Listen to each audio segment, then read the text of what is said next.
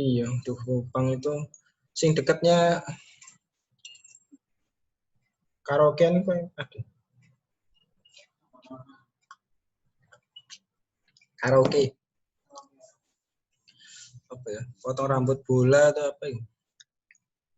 Dekatnya karaoke itu. Dekatnya Pejalan Besar, dekatnya HM Muhammad.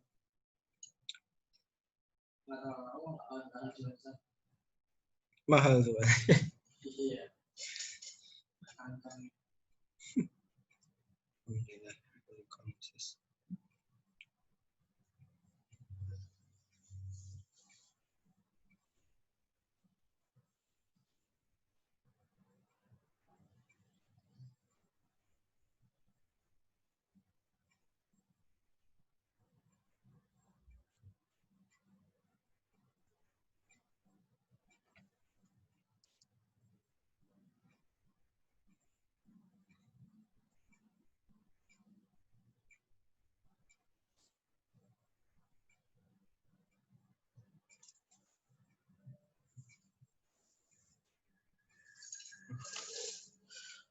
Punya materinya Abahmu yang acara kemarin, yang acara Jumat kemarin malam, Abahmu materi parenting. Iya.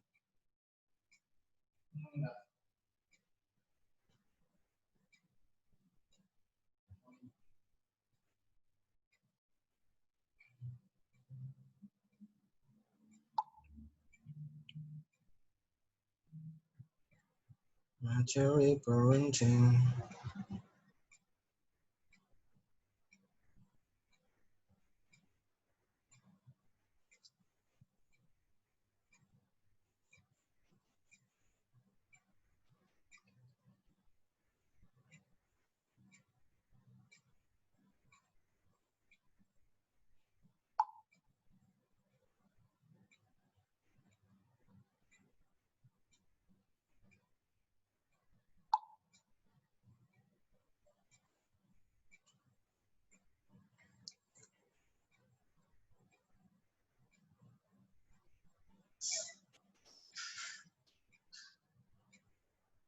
Halo Mas. Ya, halo Dek. Aku pengen ngomong. Kok dia harus supaya apa itu?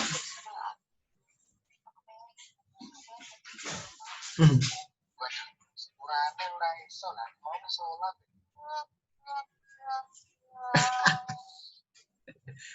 Wes.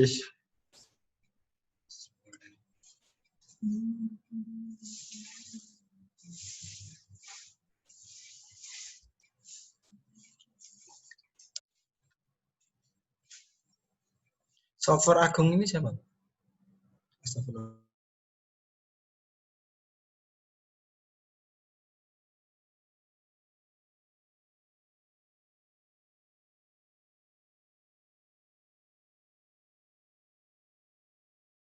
Apa yang menjadi potensi kita, sehingga akhirnya track jalannya tuh track recordnya atau jalannya itu on the way-nya itu kita tahu gitu, sehingga tidak kemana-mana. Dan itu pula yang kemudian pada akhirnya juga kita bisa memahami bagaimana satu ungkapan dalam bahasa Arab, man a'rafa nafsahu faqad a'rafa rabbahu. Jadi barang siapa yang mengenali dirinya, maka dia akan mengenali Tuhannya. Kenapa? Karena dalam penciptaan manusia ini luar biasa sekali, banyak sekali potensi yang kita miliki. Nah, di sesi ini, di antara sesi-sesi yang lain yang sudah di sounding atau diinformasikan ke teman-teman semua, hari ini khusus tentang bagaimana mengenali diri kita sebenarnya, lebih ke arah sana. Makanya saya sengaja ngambil gambar nih, kira-kira gambarnya gambar apa nih di awal ya. Mungkin kalian sudah pergi haji tahu tentang gambar ini ya. Ini adalah gambar orang wukuf di Arafah gitu. Jadi salah satu makna dari wukuf di Arafah adalah dia harus sejenak berhenti untuk kemudian dia mengintrospeksi diri, dia kemudian mencoba melakukan kontemplasi terhadap apa yang semua sudah terjadi dalam kehidupan ini untuk dia kemudian bisa kembali untuk mericas dirinya untuk menghadapi untuk perjalanannya lagi kelak di kehidupan ini. Jadi wukuf, berhenti, wukuf, berhenti sejenak gitu ya. Nah, saat ini saya ingin ngajak nih kepada teman-teman semua kita berhenti sejenak untuk kita coba melihat bagaimana diri kita. Sehingga ketika kita sudah mengenali diri kita lebih jauh, kita lebih lebih aware ya. Karena tingkatan paling mendasar dalam memahami manusia adalah kita melakukan yang namanya self awareness. Memahami tentang diri kita, potensi kita seperti apa, kelemahan kita ada di mana, lalu bagaimana kita bisa mengembangkan kehidupan kita lebih baik lagi. Oke, kita lanjut. Oke, ini statement awal ya. Semoga ini bisa kita sama-sama bangun paradigmanya dalam kehidupan kita. Yang pertama adalah berbicara tentang bagaimana paradigma kehidupan. Bicara paradigma ini adalah satu poin untuk kita sama-sama bisa jadikan panduan. Jadi ada fundamental dalam hidup. Ini sebagai Muslim terutama ya khususnya, kita harus memahami bahwa dunia itu sebentar gitu ya. Hidup kita di dunia itu sebentar. Bahkan gambarannya itu dalam satu hadis itu ibarat seorang musafir dalam sebuah perjalanan, lalu dia duduk berhenti sebentar di dekat pohon, kemudian setelah itu pada saat dia beristirahat di pohon itu, itulah kehidupan dia di dunia ini gitu ya. Sebentar, mohon izin.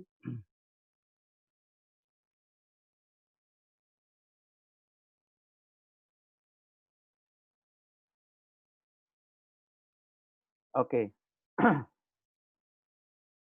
Nah, jadi itulah hakikat kehidupan dunia ini. Ibarat musafir yang sedang istirahat aja, yang hendak dia kemudian akan melanjutkan perjalanan. Maka dengan demikian perlu bekal selama ada di dunia ini. Oleh karenanya saya buat gambar seperti ini untuk menggambarkan bahwa kehidupan duniawi itu hanyalah sementara saja, sedangkan akhirat itu akanlah selama-lamanya. Jadi apa yang terjadi di dunia ini representasi kita nanti persiapan untuk menuju akhirat. Nah, sebagai seorang muslim harus paham itu. Sehingga kemudian kita selalu untuk terus waspada tentang bagaimana kita menjalankan kehidupan kita di dunia ini. Bahwa tidak akan selamanya.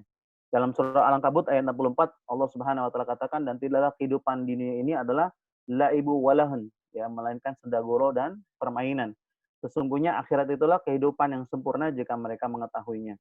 Nah, ini adalah satu bentuk paradigma yang menjadi mindset kepada kita, ya, bahwa kehidupan ini hanyalah sementara. Jadi apapun yang terjadi dalam hidup ini haruslah membawa kebermanfaatan kita menuju sampai akhirat. Itu sebagai paradigma kehidupan awal. Selanjutnya, kita berbicara mengenai hakikat penciptaan. Bicara tentang manusia, maka kita harus memahami tentang hakikat penciptaan. Kita mungkin pernah belajar di pelajaran biologi atau di pelajaran yang lain gitu ya, terkait dengan bagaimana penciptaan seorang manusia. Mulai dari sel sperma ya, yang kemudian diberikan kemudahan membuahi sel telur. Dari sini saja sebenarnya udah luar biasa nih proses penciptaan manusia ya. Kalau pernah baca bukunya Dr. Maurice Bucaille itu tentang bagaimana proses penciptaan manusia, sedangkan Dr. Maurice Bucaille ini baru ada di abad ini. Sedangkan Allah Subhanahu wa taala itu sudah menjelaskannya dalam Quran surah Al-Mu'minun ayat 12-14 tentang bagaimana proses penciptaan manusia itu sudah jauh-jauh hari sebelumnya, udah berabad-abad yang lalu gitu kan. Itu luar biasa gitu ya, yang bisa kita kemudian ambil hikmahnya. Ternyata memang kalau bicara tentang masalah potensi kemenangan saja, potensi sukses saja, ini kita sebenarnya lahir ke dunia ini adalah akibat daripada kesuksesan sel sperma dulu membuahi sel telur gitu. Dari sekian miliar sel sperma yang masuk ke dalam rahim, hanya satu yang kemudian diizinkan untuk bisa membuahi sel telur. Okay? Nah, ini sebenarnya kan sel spermanya kita ini yang bisa membuahi sel telur itu kan adalah salah satu bentuk memiliki karakter pemenang sebenarnya. Karakter champion, ya, karakter warrior gitu kan. Jadi artinya ketika kemudian lahir ke dunia, itu yang harusnya kemudian kita pelajari bahwa kita bisa atau bahkan kita born to be a winner gitu ya. Kita dilahirkan untuk jadi seorang pemenang gitu. Nah, permasalahannya untuk menjadi pemenang itu seperti apa gitu. Kalau kita mau memaknai dari apa yang disampaikan oleh Sun Tzu dalam bukunya The Art of War, maka ada 3 poin di sana yang perlu kita pahami. Pertama, kenali dirimu. Kedua adalah kenali musuhmu gitu ya, kenali orang-orang sekitarmu. Yang ketiga adalah kenali medan tempurmu. Artinya kenali lingkungan kita nih di mana berada. Dengan demikian maka akan menjadi kita akan memenangkan ribuan pertempuran. Kira-kira begitu gambarannya. Nah, selalunya mengajak kepada mengenali diri gitu. Padahal dia bukan seorang muslim gitu. Tapi dia mendapatkan satu inspirasi besar dalam pertempuran-pertempuran yang dia lakukan, bahwa dengan mengenali diri kita, kita tahu akhirnya awareness tentang bagaimana potensi yang kita miliki dan bagaimana kemudian mengoptimalkan potensi yang kita miliki. Jadi yang pertama adalah proses bagaimana pembuahan sel telur dan sel ovum. Dilanjutkan bagaimana kemudian terbelahnya ya sel tadi dalam rahim. Nanti kita di sini juga tahu ada namanya lapisan ektoderm, endoderm, mesoderm, lalu dibentuk sedikit seperti makhluk lain, lalu kemudian terus sampai pada akhirnya berbentuk sempurna, dan kurang lebih sekitar 120 hari ditiupkan ruh di sana, ya. Dan dalam proses ini pun ada satu peristiwa di mana Allah Subhanahu wa taala katakan kepada kepada janin pada saat itu adalah sebuah pertanyaan tentang alastu birabbikum, apakah aku ini Tuhanmu? Ya. Kemudian dia mengambil saksi, qalu bala syahidna, maka saya mengambil saksi bahwa kau adalah Tuhanku. Maka dia kemudian dilanjutkan estafet pembentukannya sampai pada tingkat yang sempurna, dan kemudian dia diberikan kesempatan untuk lahir ke muka bumi ini. Dan kita lahir dalam keadaan yang sempurna, ya. Laqad khalaqnal insana fi ahsani taqwim. Dalam surah At-Tin ayat 4. Jadi kesempurnaan ini luar biasa dalam konteks secara tipologi tubuh. Di dalam satu penciptaan, manusia dibentuk dalam keadaan yang sempurna. Kenapa kita tidak sama dengan hewan?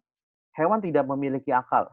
Hewan memiliki insting. Makanya kenapa dari dulu sampai sekarang makanannya fresh from ground gitu ya. Saya nggak bisa bayangin kalau kambing itu punya akal gitu ya. Mungkin dia kalau mau makan itu, dia harus masak dulu jadi sop rumput gitu ya, rendang rumput gitu, ya kan? Atau sop rumput gitu. Enggak, tapi mereka makan fresh from ground gitu. Itu yang membedakan kita gitu. Dengan malaikat bagaimana? Kita punya nafsu untuk bagaimana kita bisa punya passion untuk bisa berjuang di muka bumi ini. Malaikat tidak.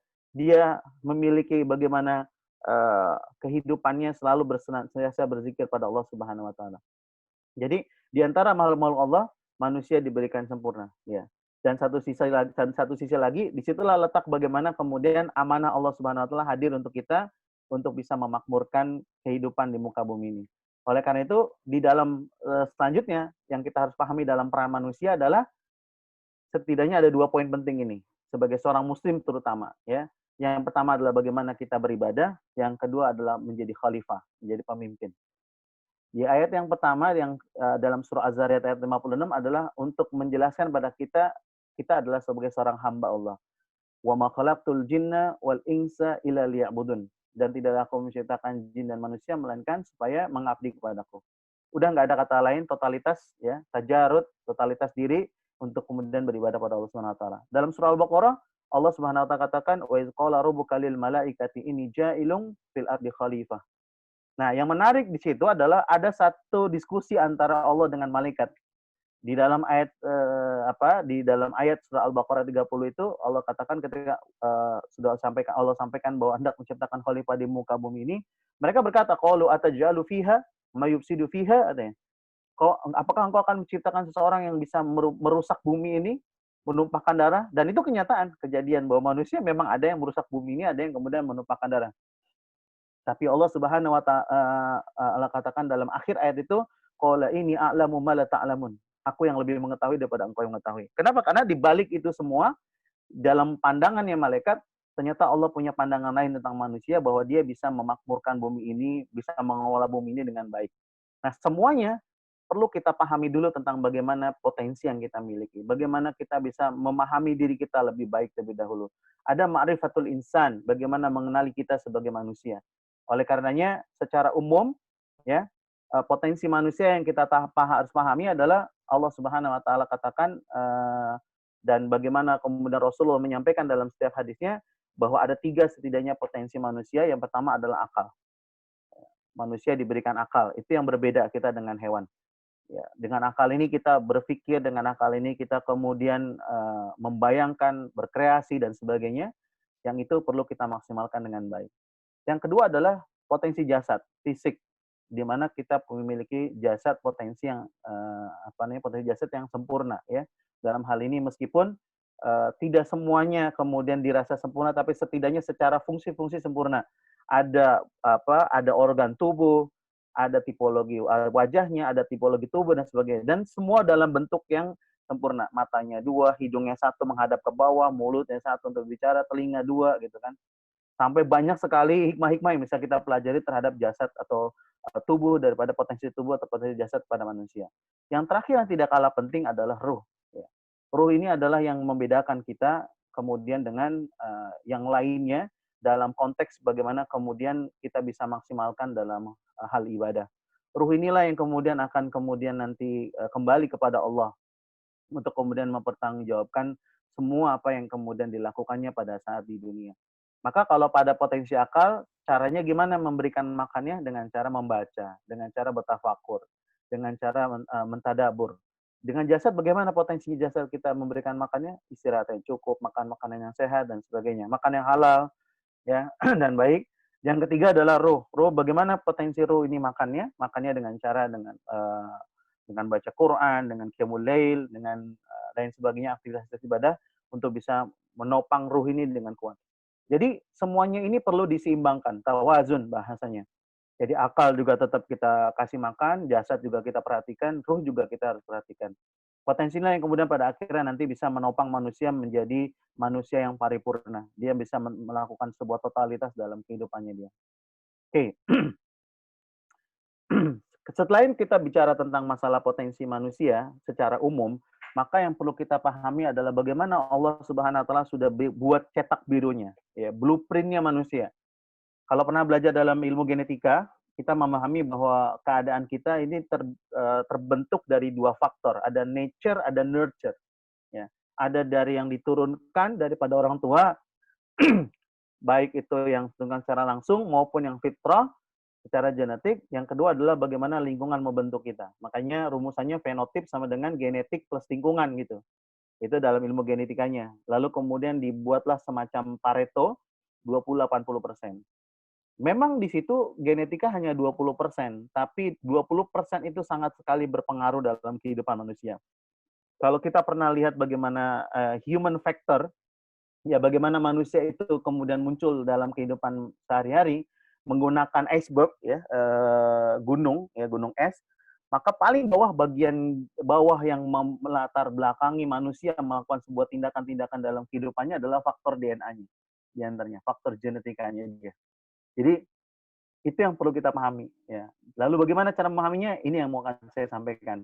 Kemudian dari faktor kedua adalah faktor lingkungannya. Bagaimana lingkungan juga punya pengaruh besar terhadap kehidupan manusia. Maka lingkungan yang terbaik juga perlu kita pilih. Dalam hadis banyak banget tuh, ya. Bagaimana ibarat kita berteman dengan penjual minyak wangi dengan pandai besi, gitu. Itu juga ada faktor. Atau yang kedua, mau lihat siapa saya, lihat bagaimana sahabat-sahabat saya. Lingkungan itu pengaruh, ya, terhadap bagaimana konsep kehidupan pada diri seseorang.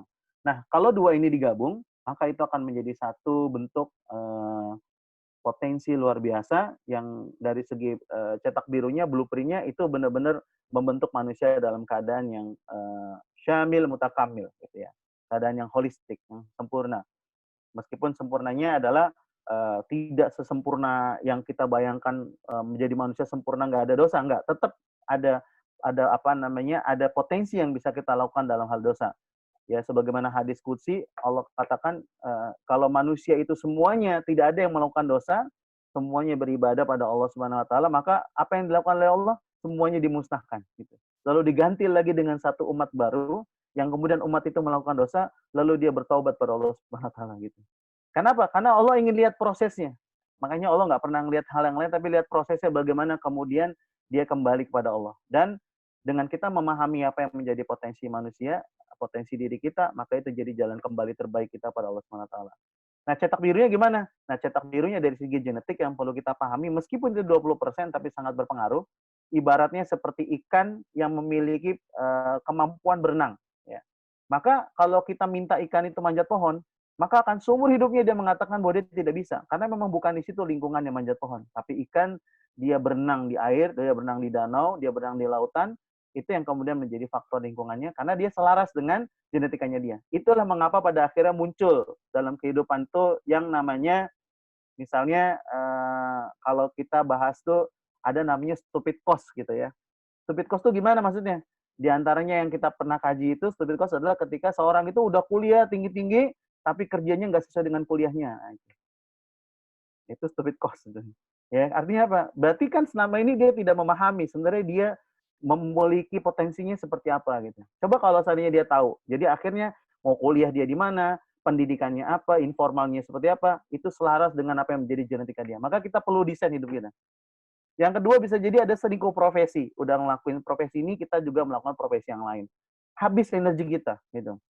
Kenapa pada kami lebih disarankan untuk fokus satu hebat? Karena biar energi itu tidak kemana-mana gitu. Energi itu benar-benar totalitas kita berada dalam satu poin itu. Meskipun secara keahlian, secara keilmuan kita memiliki hal yang banyak gitu. Contoh sederhananya, seorang tokoh cendekiawan Muslim. Kita mungkin pernah kenal yang namanya Ibnu Sina. Oke? Apa yang biasanya kita tahu pada saat kita mendengar Ibnu Sina? Pasti ya, sebanyakan orang memahami bahwa dia adalah tokoh kedokteran Islam. Tapi apakah kemudian Ibnu Sina itu hanya mempelajari kedokteran Islam? Tidak. Dalam sejarah profil biografinya, Ibnu Sina juga merupakan seorang tokoh yang sangat expert, memahami betul bagaimana geografi, bagaimana sejarah, bagaimana kemudian keilmuan-keilmuan lain selain kedokteran. Begitu pula dengan Ibnu Battuta, begitu pula dengan Ibnu Rushd, begitu pula dengan Muhammad Al-Fatih gitu. Kita tahu sosok Muhammad Al-Fatih itu membangun Empire Ottoman Turki itu ya, hasil daripada penguasaan beliau terhadap Konstantinopel. Yang kita tahu itu beliau adalah seorang jenderal hebat. Tapi di balik itu dia juga ahli sejarah, ahli bahasa dan sebagainya, strategi militer dan sebagainya. So, ini yang kadang jadi salah kaprah di antara kita gitu. Kita terlalu banyak sekali yang kita fokuskan tapi tidak menghadirkan itu menjadi satu kefokusan pada hidup kita. Saya ditanya sama orang, kenapa bisa bangun 9 perusahaan yang 9 perusahaan dengan berbeda-beda bidangnya gitu. Apakah Solver Agung memahami semuanya? Saya bilang saya tidak memahami semuanya secara expert, tapi yang saya pahami adalah saya ingin memfokuskan perusahaan itu kepada berbasis genetik, karena genetika itu yang saya expertkan. Nah, jadi bidang-bidang lain akhirnya saya selaraskan dengan genetik. Itu kira gambarannya gitu. Jadi saya akhirnya memahami juga semua bidang-bidang itu, tapi dalam konteks genetik. Masih tetap satu saja gitu. Jadi fokus satu hebat itu di situ. Nah, jadi pemahaman yang perlu kita bangun adalah bahwa memang kita perlu fokus pada satu hal, tapi setidaknya banyak hal yang kita bisa kemudian pahami dan pelajari supaya itu bisa kemudian mendukung kita pada satu titik poin, satu tema besarnya gitu, satu empire-nya, satu kerajaan besarnya gitu. Itu mungkin kalau dari segi bahasa thinking-nya saya. Tapi mungkin bagi teman-teman itu jadi inspirasi bahwa memang kita perlu menentukan mana kapal besarnya, mana sekocinya gitu. Jadi jangan semuanya kapal besar ya, karena akan habis energinya. Kira-kira itu gambarannya. Nah, lalu bagaimana genetika atau DNA kita secara 20% itu secara cetak birunya? Nah, di antara banyak literatur yang kemudian kami pelajari, ada setidaknya 5 yang bisa kita jadiin informasi untuk kita. Yang pertama adalah kita berbicara tentang perbedaan gender.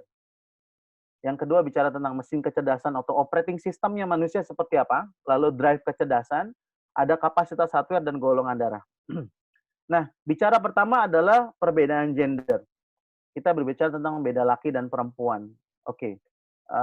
Di bagian awal ini, satu pemahaman yang perlu saya bangun adalah bahwa kita antara laki-laki dan perempuan ini berbeda.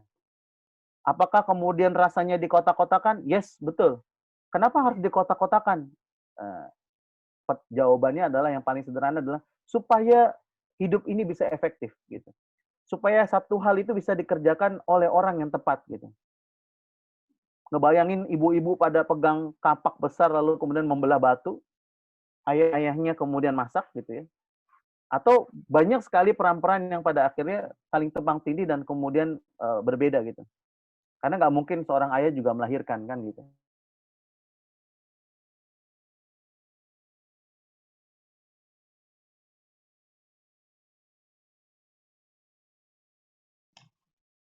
Halo, Kak Agung.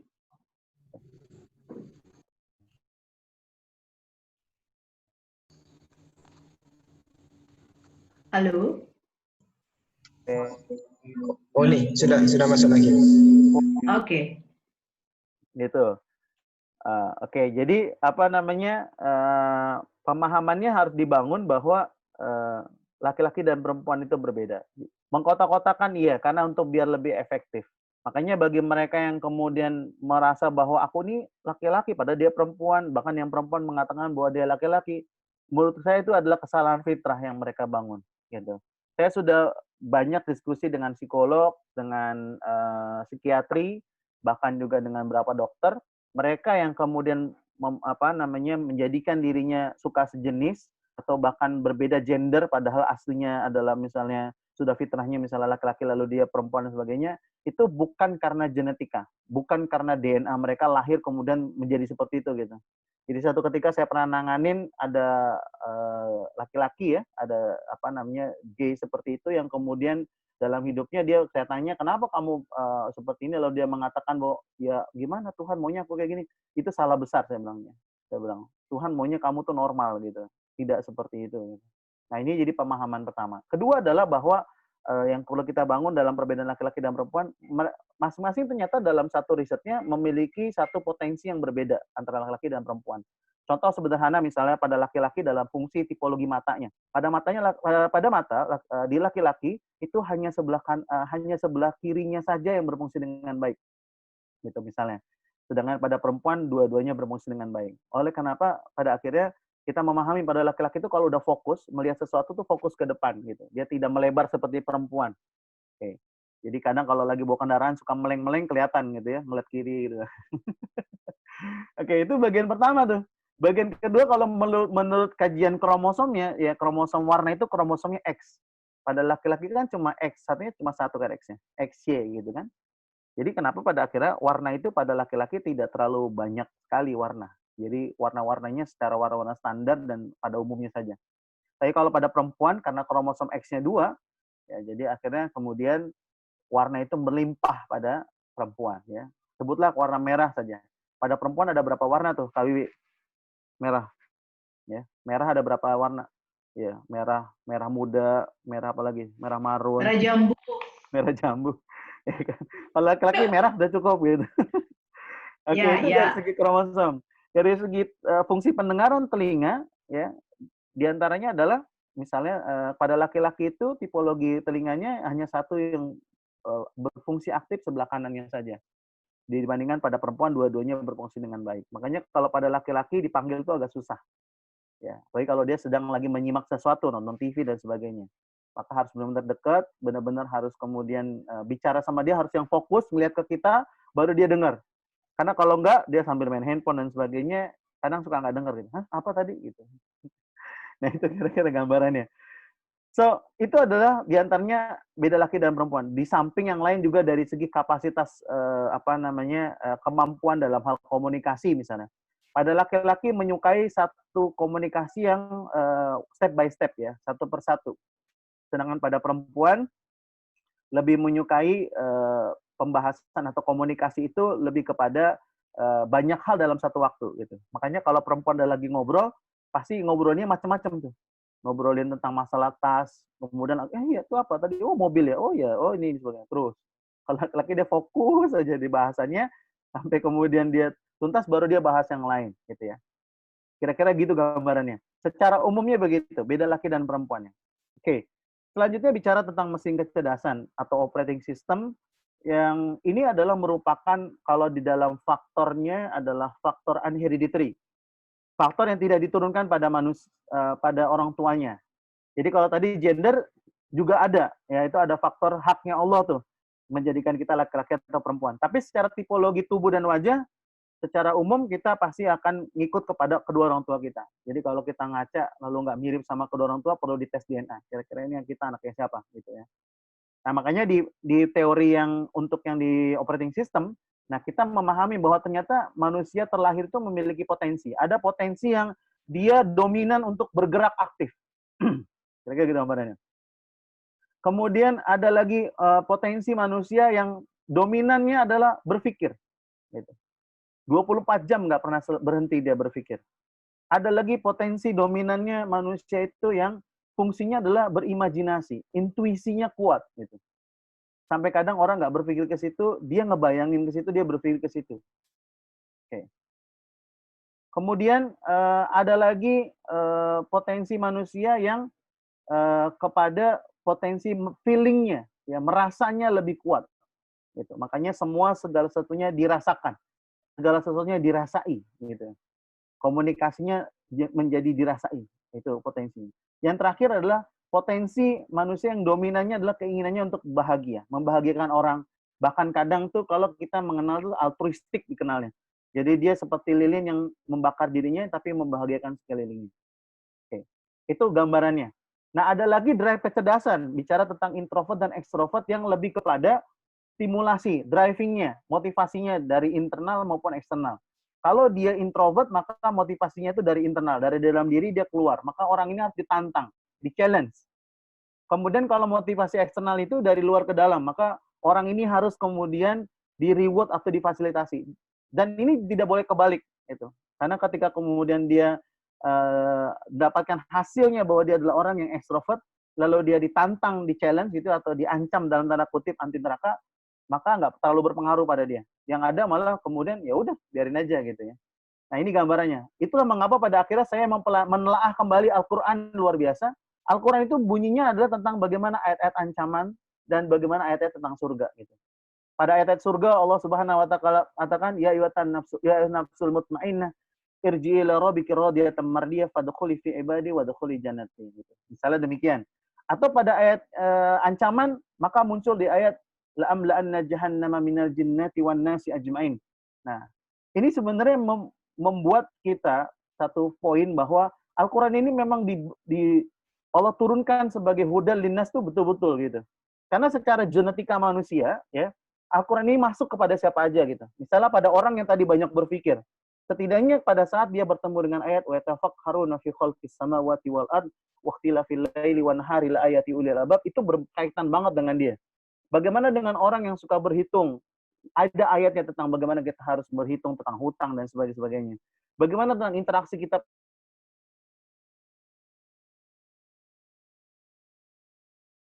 bersuku-suku hingga pada akhirnya adalah lita'arufu, saling kenal mengenal.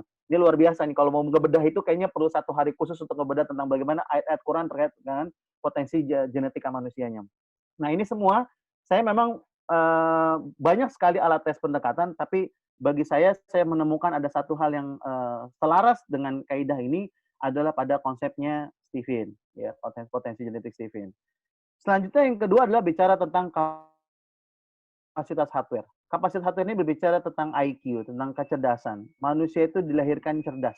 Sudah punya potensi kemenangan, sudah punya potensi kesuksesan, punya potensi di champion, maka manusia juga punya kapasitas IQ atau kapasitas kecerdasannya juga cukup bagus. Dari mana saya bisa ngebahas tentang itu? Karena pada poinnya bahwa ketika manusia terlahir itu dalam keadaan cerdas. Nah, pertanyaan saja adalah cerdasnya diturunkan oleh siapa? Gitu. Kebanyakan mungkin akan bilang ngambil jawaban umum antara bapak dan ibunya. Gitu. Padahal sebenarnya kecerdasan secara khusus dalam literatur itu diturunkan dari ibunya saja. Dari mana ibunya saja? Karena pada saat ibunya sedang mengandung, ya, sedang pregnant, sedang hamil, maka makan makanan yang bergizi itulah yang kemudian bisa memberikan nutrisi pada anak, terutama otaknya, sehingga kemudian dia menjadi cerdas. Gitu. Jadi kalau ayahnya mau ngaku-ngaku bahwa anaknya cerdas, maka ayahnya harus kasih makan makanan yang bergizi pada ibunya pada saat sedang dia mengandung. Baru dia boleh ngaku. Kalau enggak, tak dulu gitu ya. Jadi kayak buat Mas Teguh ya tadi ya. Mas Teguh sebelum menikah nanti siap-siap gitu, kasih makan makanan bergizi buat istrinya nanti, calon istrinya nanti ya, biar anaknya cerdas-cerdas gitu. Di samping juga kalau bahasa di genetika DNA itu semakin jauh ya, semakin jauh sukunya, semakin jauh rasnya, semakin punya potensi cerdas. Sehingga dan sebaliknya, semakin dekat maka semakin kurang bagus gitu. Makanya biasanya akan muncul ada gangguan-gangguan mental pada anak gitu ya. Selain ada faktor misalnya pada saat berhubungan badan tidak baca doa dan sebagainya. Itu ada beberapa riset lah ke situ.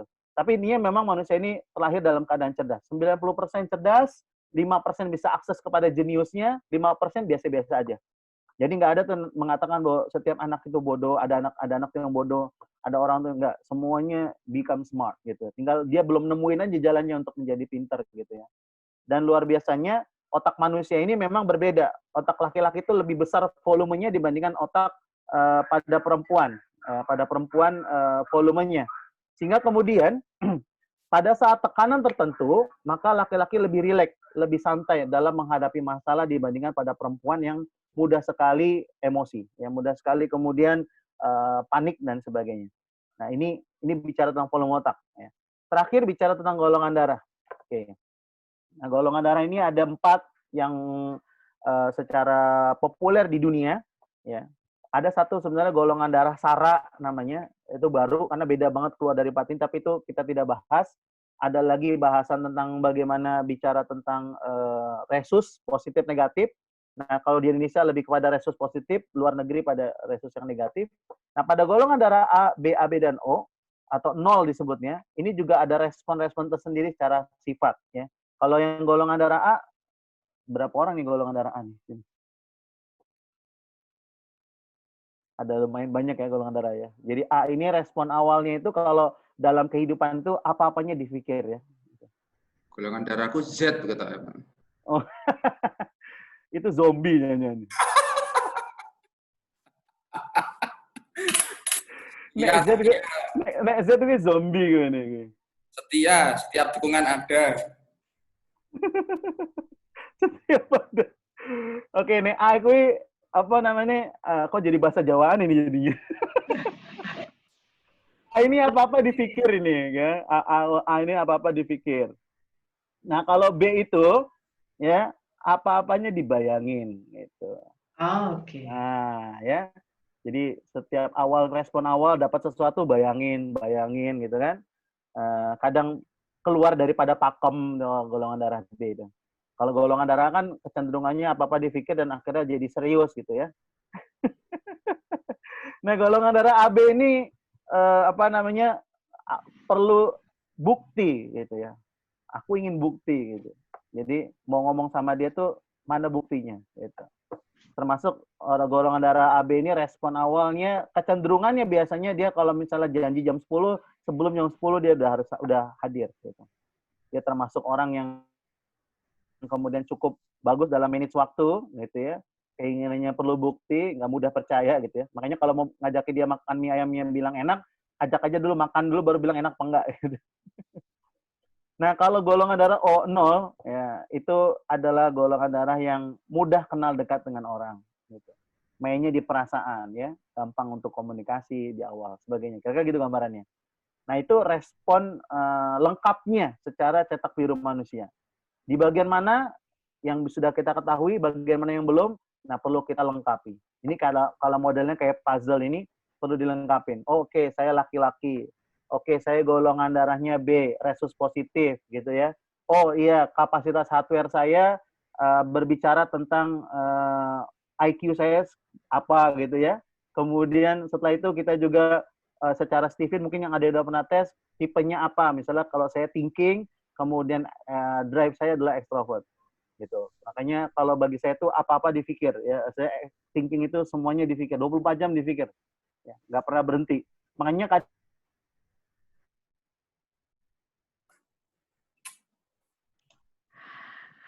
Halo, Kak Agung. Ini kebanyakan mikir ini.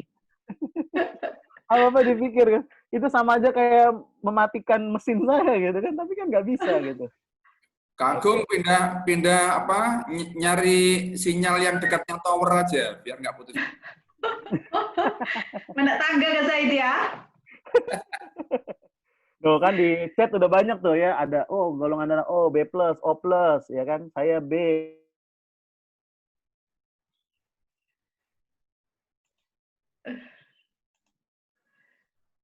Kemudian Mbak Dia, extrovert. Bunda Ayu, saya lagi belajar pause pikir sob. Iya sih, bingung nggak ada tombol pause-nya soalnya. Oke, saya B. Oke, golongan darah B gitu. Yang belum tes golongan darah, saya sarankan untuk tes golongan darah ya. Saya khawatir nanti bisa jadi termasuk golongan darah bangsawan kan gitu. Iya, kalian aja masih punya apa harta keturunan gitu. Cuman harta keturunannya habis sampai ke 7 aja gitu. 7 ya. Nah, kita udah yang ke-9 kan. Akhirnya harus mulai lagi dari awal. Oke. Saya B, jadi kerjanya mikir dan berimajinasi aja, capek juga. Ya sama, saya juga TE, thinking extrovert, golongan darah saya B gitu. Materi bisa di-share? Yes, bisa di-share. Insya Allah nanti di-share. Baik, ya Mas Muhammad Taifin. Oke, next. Nah, ini bicara tentang cetak biru manusia. So, the last dalam sesi kita yang kita nanti bisa lebih banyak kepada tanya jawab adalah kita berbicara tentang bagaimana Muslim total person-nya gitu ya. Ada 9 aspek, ada 9 pilar, ada 9 pilar atau 9 aspek untuk bisa sama-sama kita review ya yang sudah saya buat. Nah, tapi berbicara sebelumnya terkait dengan masalah cetak biru manusia, ini penting gitu. Sepenting kita makan sebenarnya. Kenapa? Karena pada akhirnya kita bisa aware gitu. Dan orang-orang sekeliling kita yang paling penting adalah jadi aware juga gitu. Kadang kan kita dalam bergaul, berinteraksi, kadang orang bertanya, ini kenapa ya? Orang ini kok susah banget ya gitu. Kok diomonginnya kaku ya gitu. Nah, jadi kalau udah tahu tuh nanti pada akhirnya jadi enak gitu.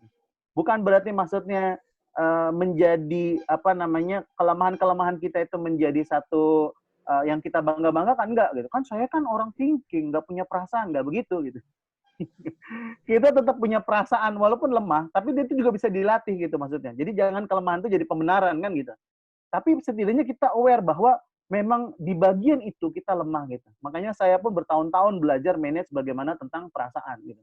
Bahkan saya belajar langsung khusus sama orang feeling introvert gitu. Orang yang bagi saya itu udah sepuh, ya, seorang dokter pensiunan Widya Iswara dari Kementerian Kesehatan. Saya belajar dengan dia berminggu-minggu ikut pelatihannya terkait dengan sensitivity training, judul materinya, coba bayangin.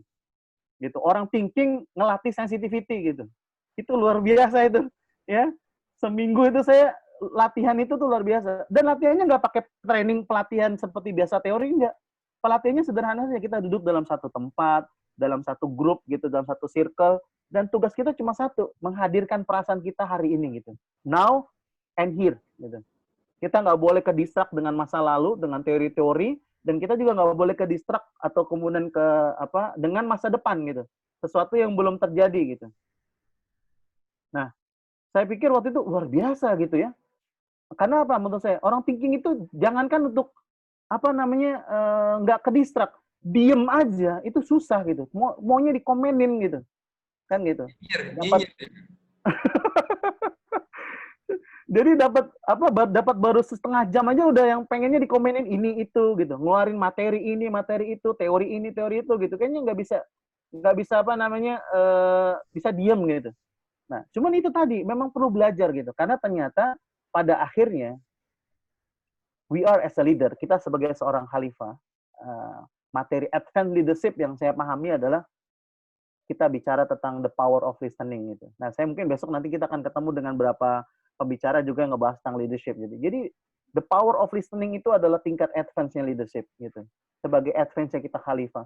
Kita mendengarkan nggak cuma sekedar mendengarkan dari telinga, tapi mendengarkannya pakai hati gitu. Bagaimana kita orang ngomong itu ngedengerin behind the things-nya, beyond that gitu. Apa sih di balik itu gitu. Nah, kerjaan saya karena udah ngelatih itu terus, jadi kalau ada orang yang curhat datang ke saya, karena sekali lagi saya orang thinking gitu ya, yang memang cara analisa juga sudah otomatis gitu. Maka saya kadang suka nemuin apa di balik dia bicara itu gitu. Jadi saya menemukan beyond the things-nya gitu. Meskipun kadang juga salah sebagai manusia, salah menangkap inti pesannya, tapi setidaknya itu terus saya latih gitu. Nah, disitulah kemudian juga pada akhirnya kenapa banyak orang bertanya, kenapa solver nggak lagi pakai konselornya? Saya bilang, saya udah ngegantung profesi konselor saya udah lama gitu. Karena pada saat di sesi konselor, saya harus ngedengerin orang berjam-jam, itu lelah bagi saya orang thinking gitu. Karena di otak saya cuma satu aja, kalau orang lagi curhat, ya lah Bu, gitu doang masalahnya. Langsung bilang aja please deh, gitu ya Kak. Oh my God. Kemudian saya berusaha untuk melatih terus sisi perasaan gitu. sorry.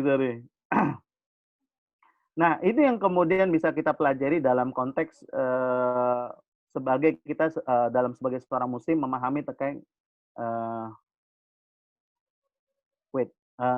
tentang bagaimana kita memahami potensi kita.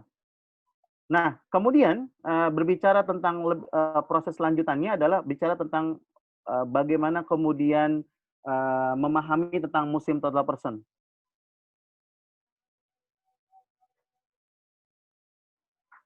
Oke. Nah, ini yang perlu kita pahami. Ada 9 aspek yang perlu kita pahami. Tapi saya mau jelasin ini dengan bahasa saya tentang bagaimana sebuah hadis ya. Suatu ketika Rasulullah SAW itu mengumpulkan para sahabat, lalu beliau menggambar satu garis di sebidang tanah ya. Dalam satu tanah dibuatlah garis. Kemudian setelah itu beliau gambar garis lagi yang kemudian bersentuhan atau bersinggungan dengan satu garis lurus tadi ya. Kira-kira gambarnya seperti ini.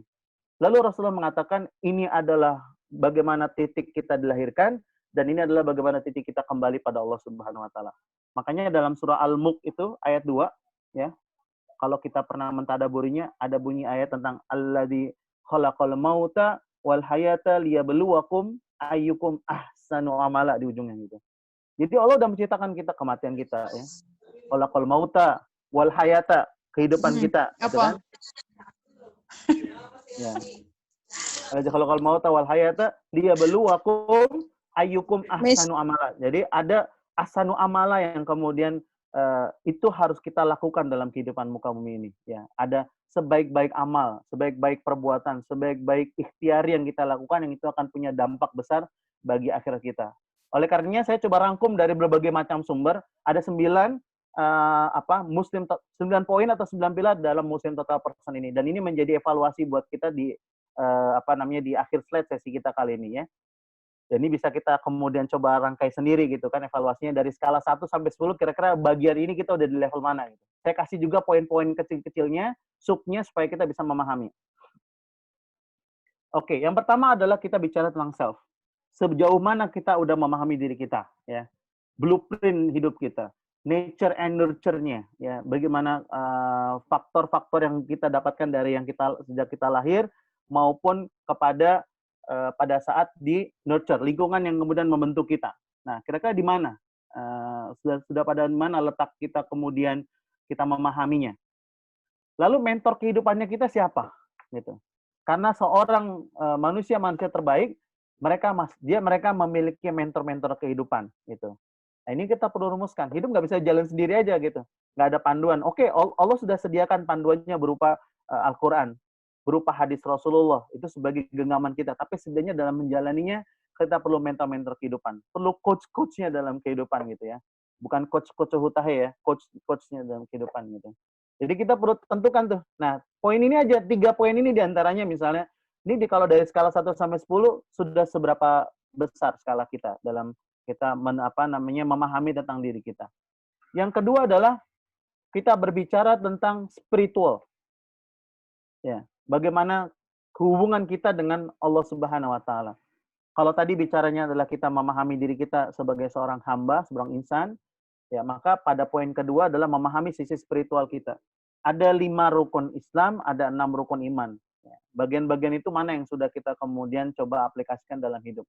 Lalu ada riyadhah batin, ya, ada zikir-zikir terbaik yang bisa kita kemudian dawamkan, lakukan supaya itu bisa kemudian membersihkan segala apapun yang ada dalam ruhiyah kita. Lalu yang ketiga adalah amalan-amalan terbaik yang kita lakukan. Kita boleh pilih mau menjadi ahli wudhu seperti Bilal bin Rabah, atau menjadi ahli yang memaafkan orang lain seperti seorang sahabat yang lainnya, atau seorang muazzinnya Bilal, atau apa, amalan terbaiknya apa. Karena ada di antara amalan-amalan itu adalah ada amalan ringan tapi pahalanya besar. Gitu. Bahkan salah satu ada amalan ringannya sebenarnya menurut kaidahnya ringan, tapi itu berat sekali adalah bagaimana memaafkan orang lain. Nah, jadi biasanya kalau ada orang nanti dengan tipe feeling tuh dalam wajah Stephen, itu adalah amalan terbaiknya tuh, memaafkan orang lain. Meskipun orang itu udah jahat banget buat dia. Sakitnya di mana tadi, Pak itu? Said? Iya kan? Sakitnya di mana kalau orang feeling gitu? Okay. Di hati. Oh, di hati. Di sini. Oh, di sini. Iya. Oke, baik. Nah, oke. Kemudian yang ketiga adalah berbicara tentang financial. Nah, ini the best-nya lah KWW ini mah nanti bahasannya. Kita bisa memahami sumber terbaiknya, ya kan? Karena yang kita nanti perlu pertanggungjawaban adalah dapatnya dari mana gitu. Halal atau haram. Kemudian setelah itu kita ngeluarinnya dalam hal apa? Sedekah terbaiknya bagaimana gitu. Makanya bicara tentang infak sedekah aja dalam Al-Qur'an Allah Subhanahu wa taala katakan wa yunfikuna fis sarra wa dharra, dalam keadaan kita ringan maupun lapang gitu sedekahnya gitu. Nah, itu juga kita perlu pahami di level mana kita berada. Nah, yang menarik di materi Future Leader ini banyak banget nih materi-materi yang bisa ngepasin dalam total muslim total person ini. Yang kemudian selanjutnya yang keempat adalah bicara tentang education, pendidikan kita dalam kehidupan ini. Manusia perlu belajar, bahkan dalam bentuk salah satu bentuk tatanan sebagai membangun manusia seutuhnya, maka perlu adanya education, pendidikan. Pendidikanlah yang kemudian mengantarkan manusia yang tadinya bodoh jadi pintar, dari yang tadinya tidak baik menjadi baik. Ada formal education yang kita bisa pilih di mana formal education-nya. Informal education-nya seperti apa? Lalu skill-skill kehidupan yang kita perlu jalankan atau kita perlu latih itu seperti apa? Nah, ini baru 4 saja poinnya. Kita bisa ukur skalanya dari 1 sampai 10. Kalau 10 itu adalah udah yang mendekati the best banget ya poinnya, yang 1 itu masih sangat kurang, maka berada di skala mana kita? Ya, kita bisa pakai wheel gitu kan, pakai semacam lingkaran, pakai wheel, pakai roda, itu di skala mana yang bisa kita kemudian fokuskan untuk kita latih. Selanjutnya adalah dari sisi profesionalitas kita. Sudah sejauh mana kita berlaku profesional? Karena seorang muslim atau seorang mukmin tetap dia harus berperilakunya adalah ihsan. Ya. Dia harus itqan. Ya. Artinya benar-benar profesional, ihsan. Dia melihat Allah atau seolah-olah Allah melihat dia.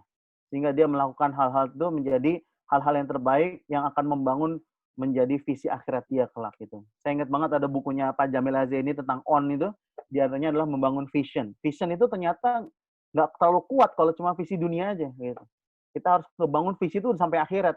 Jadi nanti tinggal diturunin. Kita mau dapetin surganya Allah itu dengan cara apa yang kita lakukan di muka bumi ini gitu. Jadi ganjarannya itu adalah visinya udah besar banget gitu. Jadi profesi yang kita jalankan itu adalah untuk menarik, untuk merayu Allah supaya Allah pantaskan kita dapat surganya Allah gitu. Maka kita harus tentuin bintang terang kita apa gitu. Kita mau dikenang sebagai apa di akhir hidup kita gitu. Kalau kata guru saya almarhum Ustaz Rahmat Abdullah itu, beliau selalu sampaikan kepada saya, jangan sampai kita tuh hidup hanya dikenal di batu nisannya aja. Nama fulan bin fulan, lahir tanggal sekian, wafat tanggal sekian, tapi tidak ada kebermanfaatan hidup yang bisa kita lakukan di muka bumi ini. Pilih karir atau bisnis itu pilihan. Ya, Anda mau berkarir, mau Anda bisnis, tapi bagaimana itu semua mengantarkan kita kepada surganya Allah Subhanahu wa taala. Tentuin kapal besarnya, mana skosinya, sehingga kita tidak habis energi di tengah jalan. Dan sumber daya apapun yang bisa kita ambil selama dalam ini perjalanan kayaknya itu. aku lagi nge-zoom juga sebentar, jadi kayaknya konflik nih. Halo? Pak Luki. Sebentar, ini Siapakah yang konflik? Aduh, jangan konflik ya. Sarapan aja. Oke, baik. Jadi kira-kira gitu gambarannya. Selanjutnya yang poin nomor 6 adalah health, tentang kesehatan. Kesehatan jangan kepada poin pemahaman sempit yang bisa kita pahami tentang bahwa hanyalah secara fisik, tapi juga bagaimana kesehatan jiwa kita, kesehatan mental dari segi emosional, bahkan kesehatan ruh kita ya, secara ruhaniah kita. Itu juga perlu kita perhatikan aspek-aspeknya. Jadi kalau mau di brainstorming ini cukup banyak nih poin-poinnya sebenarnya. Dari 6 poin ini aja kita mungkin bisa nyatet banyak hal gitu ya, sebagai panduannya kita gitu. Dan memang pada akhirnya manusia memang tidaklah sempurna sekali gitu ya, tapi setidaknya kita mendekati sempurna lah gitu kira gambarannya. Itu target kita. Supaya apa? Supaya kemudian semuanya Allah bantu dan ujung-ujungnya nanti kita punya amalan terbaiknya. Yang ketujuh adalah sosial. Lingkungan yang kita pilih ya, dengan siapa kita tinggal, dengan siapa kita berteman, sahabat terbaiknya. Kita harus ingat bahwa kita harus menjadi orang yang berbaur tapi tidak lebur gitu. Ya, kita boleh memilih siapa saja kawan kita, tapi kita jangan kemudian menjadi ikut-ikutan, lebur lah, kira-kira gitu gambarannya. Jadi sosial secara environment kita juga perlu jaga. Dengan siapa nanti kita bisa memilihnya. Kemudian bicara tentang family, desain keluarganya, pilih pasangannya seperti apa yang terbaik, bikin desain keluarganya gitu. Di antara desain keluarga adalah visi keluarga. Ya, kebanyakan keluarga saya tanya punya visi nggak? Nggak punya mereka. Jadi jalani hidup tuh seperti apa adanya saja. Padahal sebenarnya keluarga itu adalah struktur organisasi terkecil yang perlu kita bangun visinya, misinya, programnya, kultur keluarganya ya, atau atmosfer parentingnya seperti apa kita perlu bangun. Kita perlu develop sampai pada tingkat yang lebih lanjut, sampai pada akhirnya juga anak-anak kita juga perlu kita desain. Akan seperti apa ke depannya. gitu. Kita tidak boleh kemudian membiarkan mereka jalani seperti apa adanya saja.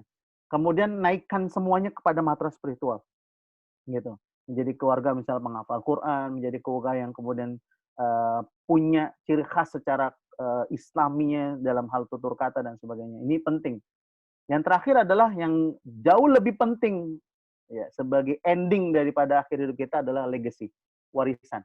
Kita perlu juga ya melihat aspek legacy ini. Gitu.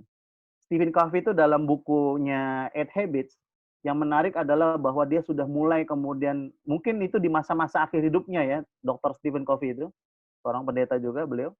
Itu di akhir hidupnya dia mulai merasa bahwa hidup ini nggak bisa sebatas cuma hidup. Harus ada warisan terbaik yang bisa ditinggalkan. Gitu. Maka di bagian akhir dari Muslim Total Person yang saya buat adalah kita harus berpikir tentang bagaimana warisan terbaik yang bisa kita tinggalkan. So there is a legacy. Ya. Bagaimana kita bermakna dalam kehidupan. It doesn't matter how long you live. The important thing is how meaningful your life. Gitu. Karena kita nggak tahu kapan kita akan meninggal. Khairun nas anfa'uhum linnas. Nah, kemudian kalau bagi para mereka yang dekat dengan Quran, khairukum man ta'alamul Quran wa 'alamah, gitu kan. Sebaik-baik kalian adalah yang belajar Al-Quran dan mengamalkannya. Kemudian kita buat masterpiece dalam hidup gitu. Orang lain itu akan mengenang kita sebagai apa gitu. Di masterpiece hidupnya ini apa. Lalu ya kita harus sudah siap bahwa kapanpun kita harus siap ini menjadi last journey-nya kita. Makanya saya ketika diberikan kesempatan untuk bisa ngisi di teman-teman Odoj gitu ya. Dan secara umum juga ngisi di artinya secara umum gitu ya teman-teman Odos dan juga secara umum di materi tentang masalah personal mastery atau di future leader saya iakan. Kenapa? Karena bagi saya adalah ini penting sebagai warisan hidup saya, legacy saya gitu. Karena bisa saja kapanpun itu jadi last journey saya gitu. Dan dengan demikian saya nggak ambil pusing gitu. Silakan Anda mau ambil materinya, Anda mau sebarluaskan, itu menjadi catatan amal buat saya. Terakhir saya seperti yang saya sampaikan waktu di sesi singkat preview kemarin gitu ya. Saya benar-benar terinspirasi oleh guru saya, Pak Utih namanya dari Malaysia. Beliau adalah pakar gender intelligence. Satu hal beliau sampaikan kepada saya waktu itu setelah beliau kasih semua materi-materi slide-nya, presentasinya kepada saya tentang bagaimana ilmu ya leadership, ilmu tentang gender intelligence dan sebagainya. Lalu beliau katakan saya, sila hantar ke Indonesia, antar kepada semua orang gitu, sebarkan gitu. Free gitu. Kaget saya. Padahal ini nilainya luar biasa kalau mau dijumlahkan dengan uang. Beliau ikut materi summer camp-nya aja gender intelligence itu berapa ribu dolar gitu. Tapi dikasih cuma-cuma dengan saya. Ya, dan saya belajar hampir sebulan langsung dengan beliau. Beliau sampaikan seperti itu. Kenapa? Karena beliau cuma satu punya impiannya. Ya. Beliau ingin meninggal dalam keadaan tersenyum. Gitu. Kenapa tersenyum? Karena sudah tidak ada lagi materi, tidak lagi ada informasi, ilmu yang dipegang sama dia. Dia sudah berikan semua pada orang gitu. Dan dia pengen mati dalam keadaan tersenyum, dia menikmati amal-amal dia, ilmunya disebar di mana-mana gitu. Karena kita harus paham pada akhir hidup kita ada 3 hal yang itu tidak terputus pada saat seorang hamba itu meninggal. Selain doa anak yang soleh, selain kemudian amal jariah, yang ketiga adalah ilmu yang bermanfaat. Dan semoga ini menjadi jariah saya, menjadi ilmu yang bermanfaat untuk saya, untuk bisa berbagi dengan rekan-rekan semua, meskipun tidak terlalu lama waktunya, tapi mudah-mudahan bermanfaat.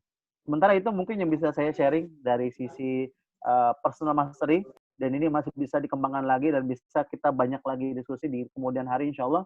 Saya sudah open juga nomor kontak saya, kalau ada yang mungkin kemudian berdiskusi dan sebagainya, saya dengan senang hati kita bisa bersama-sama berdiskusi, dan saya juga bisa banyak belajar dari rekan-rekan semua. Saya kembalikan dulu ke host kita. Terima kasih. Assalamualaikum warahmatullahi wabarakatuh. Waalaikumsalam warahmatullahi wabarakatuh. Kak Agung, terima kasih sudah sama-sama. dipaparkan materi dengan sangat luar biasa ini ya. Dan selanjutnya teman-teman, kita akan buka sesi tanya jawab. Jadi silahkan teman-teman untuk raise hand ataupun teman-teman bisa chat jika ada pertanyaan-pertanyaan. Namun sebelum pertanyaan kita mulai, saya ingin mendengar tuh dari teman-teman hal baru apa yang teman-teman yakini atau hal baru apa yang teman-teman dapatkan setelah teman-teman mendengarkan materi personal mastery dari Kak Agung. Mungkin boleh disampaikan. Bunda Ayu boleh menyampaikan, Bun? Kayak gimana ini? Silahkan di-unmute dulu. Ya, silakan Bunda Ayu. Hal baru apa yang Bunda dapatkan setelah mendengarkan materi dari Solver Agung pagi ini? Kalau saya sih kayaknya mungkin kita banyak visi itu yang kurang besar gitu ya. Kalau saya lihat mungkin jadi kalau visinya aja mungkin sudah ya katakanlah kurang tepat, tentu nanti misinya sama jalan untuk mencapainya tentu jadinya juga berbeda. Jadi kalau saya pribadi, saya mau pastikan dulu misinya itu sesuai, tepat dan benar-benar itu yang pengen kita tuju sesungguhnya gitu. Baru yang lain-lain kita beresin lagi gitu. Itu aja mungkin. Oke, baik. Terima kasih Bunda Ayu. Jadi tentang sebuah visi ya. Tentang sebuah visi yang refleksinya apakah sudah selaras atau apakah visinya sudah besar. Terima kasih. Yang lain boleh untuk Raisen, silahkan. Assalamualaikum. Waalaikumsalam warahmatullahi wabarakatuh. Agak terlambat ikutnya ini, saya Faris dari Surabaya. Oh, baik, alhamdulillah.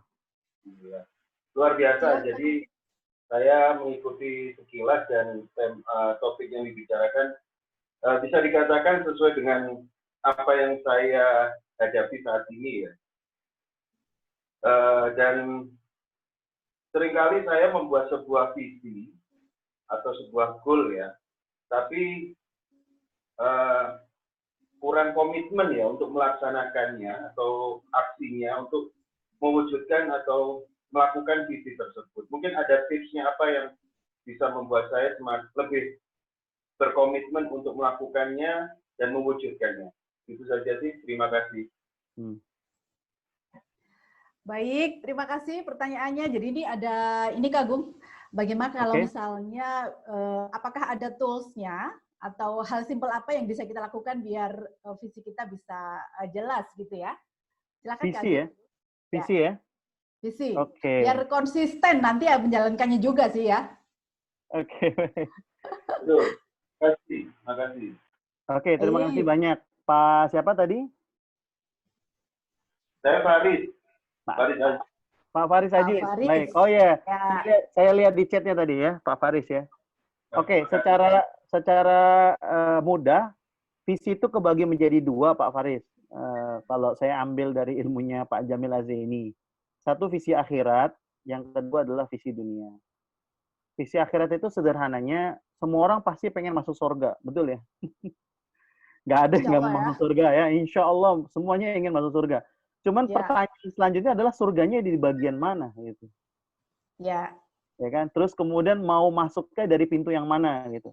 Karena kalau ada satu hadis itu ada orang yang masuk surga dari mereka melakukan amalan berupa bersedekahnya luar biasa gitu misalnya. Kemudian ada lagi kalau mau berpuasa ada babur royannya. Nah, ini dulu deh yang paling mudah gitu. Saya mau masuk ke dalam surga Firdaus misalnya gitu ya. Surga paling tingginya, duduk bersama dengan Rasulullah dan para sahabat, dan itu diambil nanti baru masuk ke visi dunianya nih gitu. Di situ dirasain dulu deh, kita ngerasain tuh gimana tuh, nyaman nggak kita duduk aja sama sebelah kiri kita nih guru siapa, ustadz atau siapa yang memang kita takzim ya, dengan kita hormati tuh, atau presiden lah misalnya gitu. Jangan bayangin presidennya tuh presiden yang jeleknya, jangan. Misalnya pemimpin tertinggi lah gitu, presiden dia bilang sini duduk dengan saya misalnya gitu, sebelahnya, itu rasanya udah luar biasa kan gitu. Apalagi ini bisa duduk bersama dengan Rasulullah yang bertahun-tahun semua orang miliaran di dunia sebagai muslim bersalawat padanya, ini beliau duduk di sebelah kita di surganya Allah gitu. Nah kan gitu-gitu gambarannya. Ini kita ngerasain nih enaknya gitu, karena itu penting buat menghadirkan energi buat kita. Jadi ketika kita duduk bersama dengan Rasulullah dan para sahabat, kita bisa lihat di situ nanti ada Umar, Utsman, Abu Bakar sebagainya di surga Firdaus paling tinggi itu. Oke, setelah itu baru kita pelajari apa amal ibadah yang bisa kita lakukan ya di dunia ini. bagaimana kita bisa menuju ke sana? Berarti kan kita bicara visi dunia. Maka visi dunia adalah kita menjadi penghafal Quran, misalnya gitu. Di antaranya. Karena untuk mendapatkan itu adalah di antaranya adalah menjadi penghafal Quran. Maka visi dunia kita yang paling sederhana secara spiritual adalah menghafal Quran. Tetapi yang kedua apa? Apa visi terbesar kita dalam hal konteks secara kehidupan? Misalnya kita mau menjadi seorang pengusaha sukses, misalnya. Silakan, itu sah-sah saja. Misalnya mau berkarir menjadi seorang direktur yang sukses, mulia di sebuah perusahaan, silakan aja. Kenapa? Karena kita berharap sama Allah nanti doanya begini, ya Allah, masukkanlah saya ke dalam surgamu, Firdaus bersama dengan nabimu dan para sahabatmu, dan apa yang saya lakukan di dunia ini sebagai seorang pebisnis yang sukses, sebagai seorang direktur yang sukses di sebuah perusahaan ini, itu mengantarkan saya mendapatkan hal itu. Gitu. Jadi ada wasilah, ada sarana. Gitu. Nah itu kira-kira jadi doa nanti pada akhirnya visi itu. Ya. Nah, lalu pertanyaan keduanya, bagaimana saya bisa eksplor visi dunia saya, Solver Agung? Ya memang harus punya waktu untuk merenung gitu ya. Merenung dalam konteks bahwa apa sih yang sebenarnya ingin kita capai terbaiknya dari muka bumi ini. Gitu, makanya perlu belajar tentang bintang terang tuh. Tadi bicara tentang apa sih yang orang mau kenal kita di akhir hidup kita tuh mau sebagai apa. Saya sudah cantumkan saya adalah sebagai orang yang ingin dikenal sebagai seorang International Master Solver Stephen misalnya. Itu bintang terang saya. Jadi tugas saya adalah sekarang bagaimana menghadirkan konsep Stephen ini, misalnya konsep personality genetic Stephen ini ke luar negeri gitu. Kemanapun gitu. Target saya 5 benua dan 32 negara gitu. Maka bicara tentang bagaimana trainer Stephen di Indonesia, bagaimana jadi promotor, itu saya akan berikan ke teman-teman aja, tim aja. Kasih promotor dan sebagainya yang lain, tim saya. Kenapa? Karena itu bukan kapal besar saya. Itu skoci saya gitu. Kalau sesekali ada yang minta tes, boleh nggak? Ya boleh. Mau nggak? Mau gitu. Bayarnya berapa? Itu tergantung gitu. Tapi kalau Tapi kalau udah ngebahas tentang gimana Solver Agung, ini kita ada peluang nih. Misalnya, Stevie-nya di Eropa, di Jerman, saya langsung berangkat itu. Gitu misalnya gitu. Karena itu adalah kapal besar. Jadi kita bisa ngebedain mana nanti jadi prioritas. Mana kapal besar, mana yang menjadi skoci-skocinya gitu. Ini memang perlu dirumusin. Nah, untuk ngerumusinya juga diantaranya perlu mentor, perlu coach. Nah, sini ada Kak Wiwi juga bisa bantu dengan para coach-coach yang lain juga. Ya. Insya Allah nanti bisa dihubungi secara personal untuk diskusi, untuk bisa menemukan gitu. Mana yang menjadi karir atau bisnis terbaiknya, yang itu menjadi visi besar. Intinya, pada ujungnya visi besar kita adalah di dunia menjadi seorang yang bermanfaat. Tapi bermanfaat aja nggak cukup kata bermanfaat, kecuali kita bisa itu punya dampak besar dalam hidup orang lain gitu. Jadi kita tidak berpikir pada diri kita, tapi pada orang lain. Gitu sih Kak. Baik, Kak Agung, berarti kalau misalnya saya bisa summarize nih dari yang disampaikan sama Kak Agung adalah yang pertama tentukan dulu visi dunianya yang dikaitin dengan visi besar di akhirat. Dan kata kunci yang saya tangkap dari Kak Agung adalah bagaimana visi ini bisa kita buat dengan detail ya Kak ya. Salah satunya tadi itu kalau kita nanti ingin masuk surga itu surga di yang mana itu detail dituliskan gitu ya. Setelah itu lewat jalur mana kita ingin masuk. Nah setelah itu baru disusun strateginya bagaimana mencapai ke sana gitu ya Kak Agung. Kita memahami semua bahwa sesuatu yang detail, sesuatu yang jelas akan mempermudah kita untuk mencapainya. Nah pertanyaannya ini sangat menarik nih Kak Agung. Pertanyaannya bagaimana kita bisa menemukan itu? Teman-teman, ini hal yang tidak gampang bisa kita lakukan adalah melakukan sebuah refleksi ya Kak Agung ya. Betul. Menanyakan kembali kepada diri kita, sebetulnya Kak Faris ini ingin apa? Ingin mencapai apa di dunia ini? Ingin mencapai apa di akhirat? Nah, itu kadang-kadang yang kita butuh dibantu nih. Butuh dibantu dengan seorang coach atau butuh dibantu dengan seorang mentor. Nah, kalau terkait dengan visi-visi spiritual, nah di sini ada coach-nya juga Kak Agung, ada Kak Sahid. Nah, yang bisa membantu teman-teman untuk menemukan visi secara akhirat gitu ya. Iya. Baik. Kak Faris, ya silakan. Ya, lanjut. Silakan kalau ada yang mau ditanyakan lagi. Oke, ini ada respon dari Kak Faris. Detil dan jelas, apakah perlu terukur sesuai dengan kapasitas? Gimana Kak Agung? Kalau ada pertanyaan lanjutannya Kak. Yes. Ada satu quote itu yang saya ambil dari Zig Ziglar, yang itu menarik buat saya. You don't have to be great to start, but you have to start to be great. To be great. Yes. Jadi kalau bicara apakah perlu terukur sesuai kapasitas, ya betul. tapi jangan melimitasi diri kita juga gitu. Ya, saya ambil satu cerita nih. Ya. Muhammad Al-Fatih itu menaklukkan Konstantinopel itu tahun berapa? Sekitar 14 berapa tuh? Saya agak lupa ya. Itu 1425 atau berapa gitu ya. Nah, itu menaklukkan Konstantinopel. Tapi yang menarik adalah visi besarnya sudah dibangun tuh jauh sebelum hari itu gitu. Sejak di mana Rasulullah menyampaikan kepada para sahabat bahwa Konstantinopel ya akan ditaklukkan oleh sebaik-baik pemimpin dan sebaik-baik pasukan. Nah, itu jaraknya itu udah berpuluh-puluh tahun gitu ya. Ya, panjang sejarahnya untuk menaklukkan Konstantinopel dari mulai hadis Rasulullah dikeluarin oleh Rasulullah itu sampai ditaklukkannya Konstantinopel itu panjang sekali. Nah, cuman ada yang menarik apa? Ada orang yang akhirnya merespon. Siapa itu? Misalnya kalau kita bicara tentang penaklukan pertama dilakukan oleh Abu Ayyub Al-Ansari. Ya, sahabat Nabi ini langsung mengambil take action terhadap hadis tersebut gitu. Meskipun pada akhirnya dia gagal. Ketika dia gagal, apa yang diminta sama anaknya? Dia minta supaya dikuburkan di dekat dengan bentengnya Konstantinopel. Dia bilang sama anaknya, mungkin saya telah gagal, tidak dapat menaklukkan Konstantinopel, tapi dengan saya dikubur di dekat dengan bentengnya Konstantinopel, saya bisa mendengar derap langkah para mujahid, derap langkah para yang akan menaklukkan Konstantinopel kelak gitu.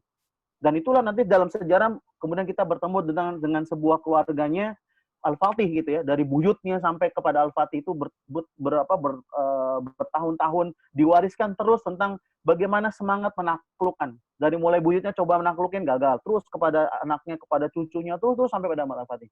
Nah, ini visi besar ya. Ini visi besar. Nah, saya juga kepengen bahwa kita ingin mengajak bahwa apa yang kita buat visinya di dalam kehidupan ini, kita juga perlu ngebangun gitu. Kalau ada orang yang tanya ke saya, Soal Agung, yakin tuh bisa akses 5 benua 32 negara? Saya bilang, saya yakin gitu. Terus gimana caranya? Wallahu alam. Nanti Allah yang ngatur gitu maksudnya.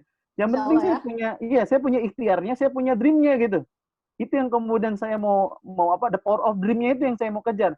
At least pada akhirnya saya bilang sama anak saya bilang sama teman-teman saya bilang siapa dengan tim juga. Meskipun pada akhirnya nanti tidak sampai pada 5 benua 32 negara, Stephen sudah disebarkan dan saya harus meninggal terlebih dahulu, maka setidaknya visi besar itu akan bisa dilanjutkan oleh yang lain gitu. Nah, kira gitu gambarnya. Jadi perlu terukur iya, tapi juga jangan melimitasi diri kita gitu. Baik. Terima kasih Kak Agung. Jadi kalau misalnya kita lanjutkan di konsep bagaimana kita mewujudkan sebuah kenyataan, itu katanya ada 2 ya Kak ya. Yang pertama secara mindset dulu kita create, dan setelah itu kita wujudkan di kenyataan. Betul. Ya, Kak Faris, ini pertanyaannya bagus sekali, detail dan jelas. Apakah perlu terukur sesuai dengan kapasitas? Jawabannya ya, perlu terukur karena kapasitas Kak Agung akan beda dengan kapasitas Mas Teguh, akan beda dengan kapasitas Bunda Ayu, gitu ya. Akan beda juga dengan kapasitas Kak Faris. Jadi tentu bagaimana kita membuat visi yang terukur adalah yang sesuai dengan kita punya kapasitas masing-masing, gitu ya Kak Agung ya. Betul. Karena itulah semua dari kita diciptakan dengan unik gitu. Kalau saya summarize dari materi yang disampaikan oleh Kak Agung ya, satu-satunya ya Kak Agung ya. Betul. Yes. Satu-satunya, and that is our power gitu ya Kak ya. Oke, yes, terima kasih Kak Agung. Sama-sama, wa iyyakum Pak Faris. Oke, selanjutnya mungkin Kak Tutus mau bertanya. Silakan Kak Tutus untuk di-unmute mic-nya. Ya, alhamdulillah. Jadi bisa Bismillahirrahmanirrahim. Assalamualaikum warahmatullahi wabarakatuh. Waalaikumsalam warahmatullahi wabarakatuh. Jadi Mas Tutus glowing banget. Kenapa? Mana nih? Glowing banget Mas Tutus. Oh iya. Glowing. Habis ke salon Kak. Air wudhu kok Kak Sahih. Ada bahasa glowing ini emang. Ini bedaknya 1 kilo. Iya, pakai. Silakan Mas. Amplas Kak Said, glowing. Jadi ini Kak Agung, kan dari itu pertanyaannya berlanjut sama pertanyaannya Mas Faris barusan. Karena kan kita berbicara tentang Muslim seutuhnya, Muslim yang kafah. Mungkin adakah yang bisa kita lakukan, Kak Agung, mungkin berkaitan dengan tools untuk tools yang itu sesuai dengan diri kita. Kapan sih kayaknya visiku itu harus dirubah deh. Kayaknya visiku itu saat tahun ini tuh harus fokus ke sini deh. Ada nggak sebuah alat yang itu bisa membantu kita, Kak Agung, untuk lebih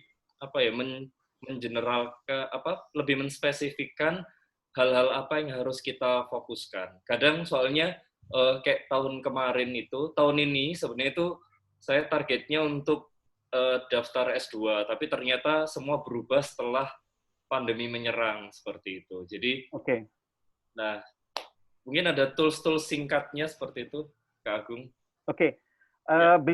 Pertama bedakan dulu antara visi dengan program ya. Betul. Karena banyak masih ketukar nih. Kayak misalnya tadi case tentang S2, visinya saya mau S2 itu program, S2 itu program, itu adalah turunan dari visi. Visinya dari mana? Dari kita mau menjadi seorang dokter misalnya. Gitu. Jadi dengan demikian kita masih tetap punya satu ruang untuk kita bisa mengakses lagi pendidikan S2, tapi di kemudian hari dengan kondisi saat ini mungkin sedang pandemi. Kira-kira gitu demikian ya. Nah, kenapa pentingnya kita membangun visi besar dulu? Ya, makanya tadi turunin tuh dari visi akhirat kepada visi dunia. Nah, visi dunia apa? Misalnya menjadi seorang dokter, menjadi seorang penghafal Quran. Jadi ujungnya dulu nih kita tentuin gitu. Makanya kan saya selalu menggunakannya kalimatnya begin with the end of mind gitu. Di ujungnya dulu apa? Misalnya saya seorang international muscle solver Stephen. Oke, berarti apa yang perlu saya pelajari? Oke, saya harus expert dalam bahasa Inggris saya. Saya harus expert dalam doktoralnya untuk di bidang personality genetik gitu. Jadi itu yang saya rangkai itu. Jadi begin with the end of mind, lalu saya breakdown. Nah, nanti kemudian itulah yang akan menjadi program-program saya pencapaian di setiap tahun-tahun ini apa yang mau saya kejar. Tahun ini apa gitu. Kalau misalnya tahun ini tidak memungkinkan, tidak jadi masalah buat saya, tapi impian harapan itu tetap ada. Itu saya kasih gambarnya tadi seperti bagaimana menaklukkan Konstantinopel gitu. Jadi sejak dari pertamanya Rasulullah menyampaikan hadis itu sampai pada penaklukan itu berpuluh-puluh tahun nggak langsung saat itu juga ditaklukkan gitu. Nah ini sebagai gambaran bahwa semua ada prosesnya nanti. Nah yang kedua adalah bagaimana sebuah visi itu pada akhirnya perlu kita rubah. Ketika visi besar itu ternyata udah nggak relevan dengan bagaimana keadaan hidup kita. Yang kedua adalah tidak memberikan dampak kemajuan, misalnya gitu. Dan saya harus harus jujur bahwa apa yang saya pilih menjadi International Muscle Solver Stephen itu nggak mudah. Udah berkali-kali itu saya punya visi besarnya. Nah, kenapa saya harus membangunnya menjadi hal yang sederhana supaya ini bisa diingat gitu. Apa nih? Mas Tutus mau dikenal sebagai apa? Itu dulu ditentuin gitu. Seorang pakar pendidikan kah? Seorang pakar apakah yang memang psikologi kah apa gitu. Misalnya contohnya begitu. Nanti setelah itu baru kita turunin breakdown. Hal-hal apa saja yang perlu kita lakukan hari ini untuk menuju ke sana, gitu gambarannya. Dan itu harus simple tuh, big dream-nya itu, visi besar harus simple gitu. Baru itu akan jadi sangat mudah untuk kita bisa evaluasi indikator-indikator yang kira-kira apakah kemudian itu sudah mencapai arah sana atau enggak gitu. Jadi kalau udah kedistrak dengan hal yang lain, udah lagi nggak on the track, balikin lagi gitu. Sama kayak kita fokus mau menuju Allah, lalu di tengah jalan kita banyak direction, gitu, banyak distract yang mengakibatkan kita keluar daripada jalur itu gitu. Itu sih gambarannya kira-kira. Siap, terima kasih banyak Kak Agung. Sama-sama, semoga bermanfaat. Barakallahu fiik, insyaallah.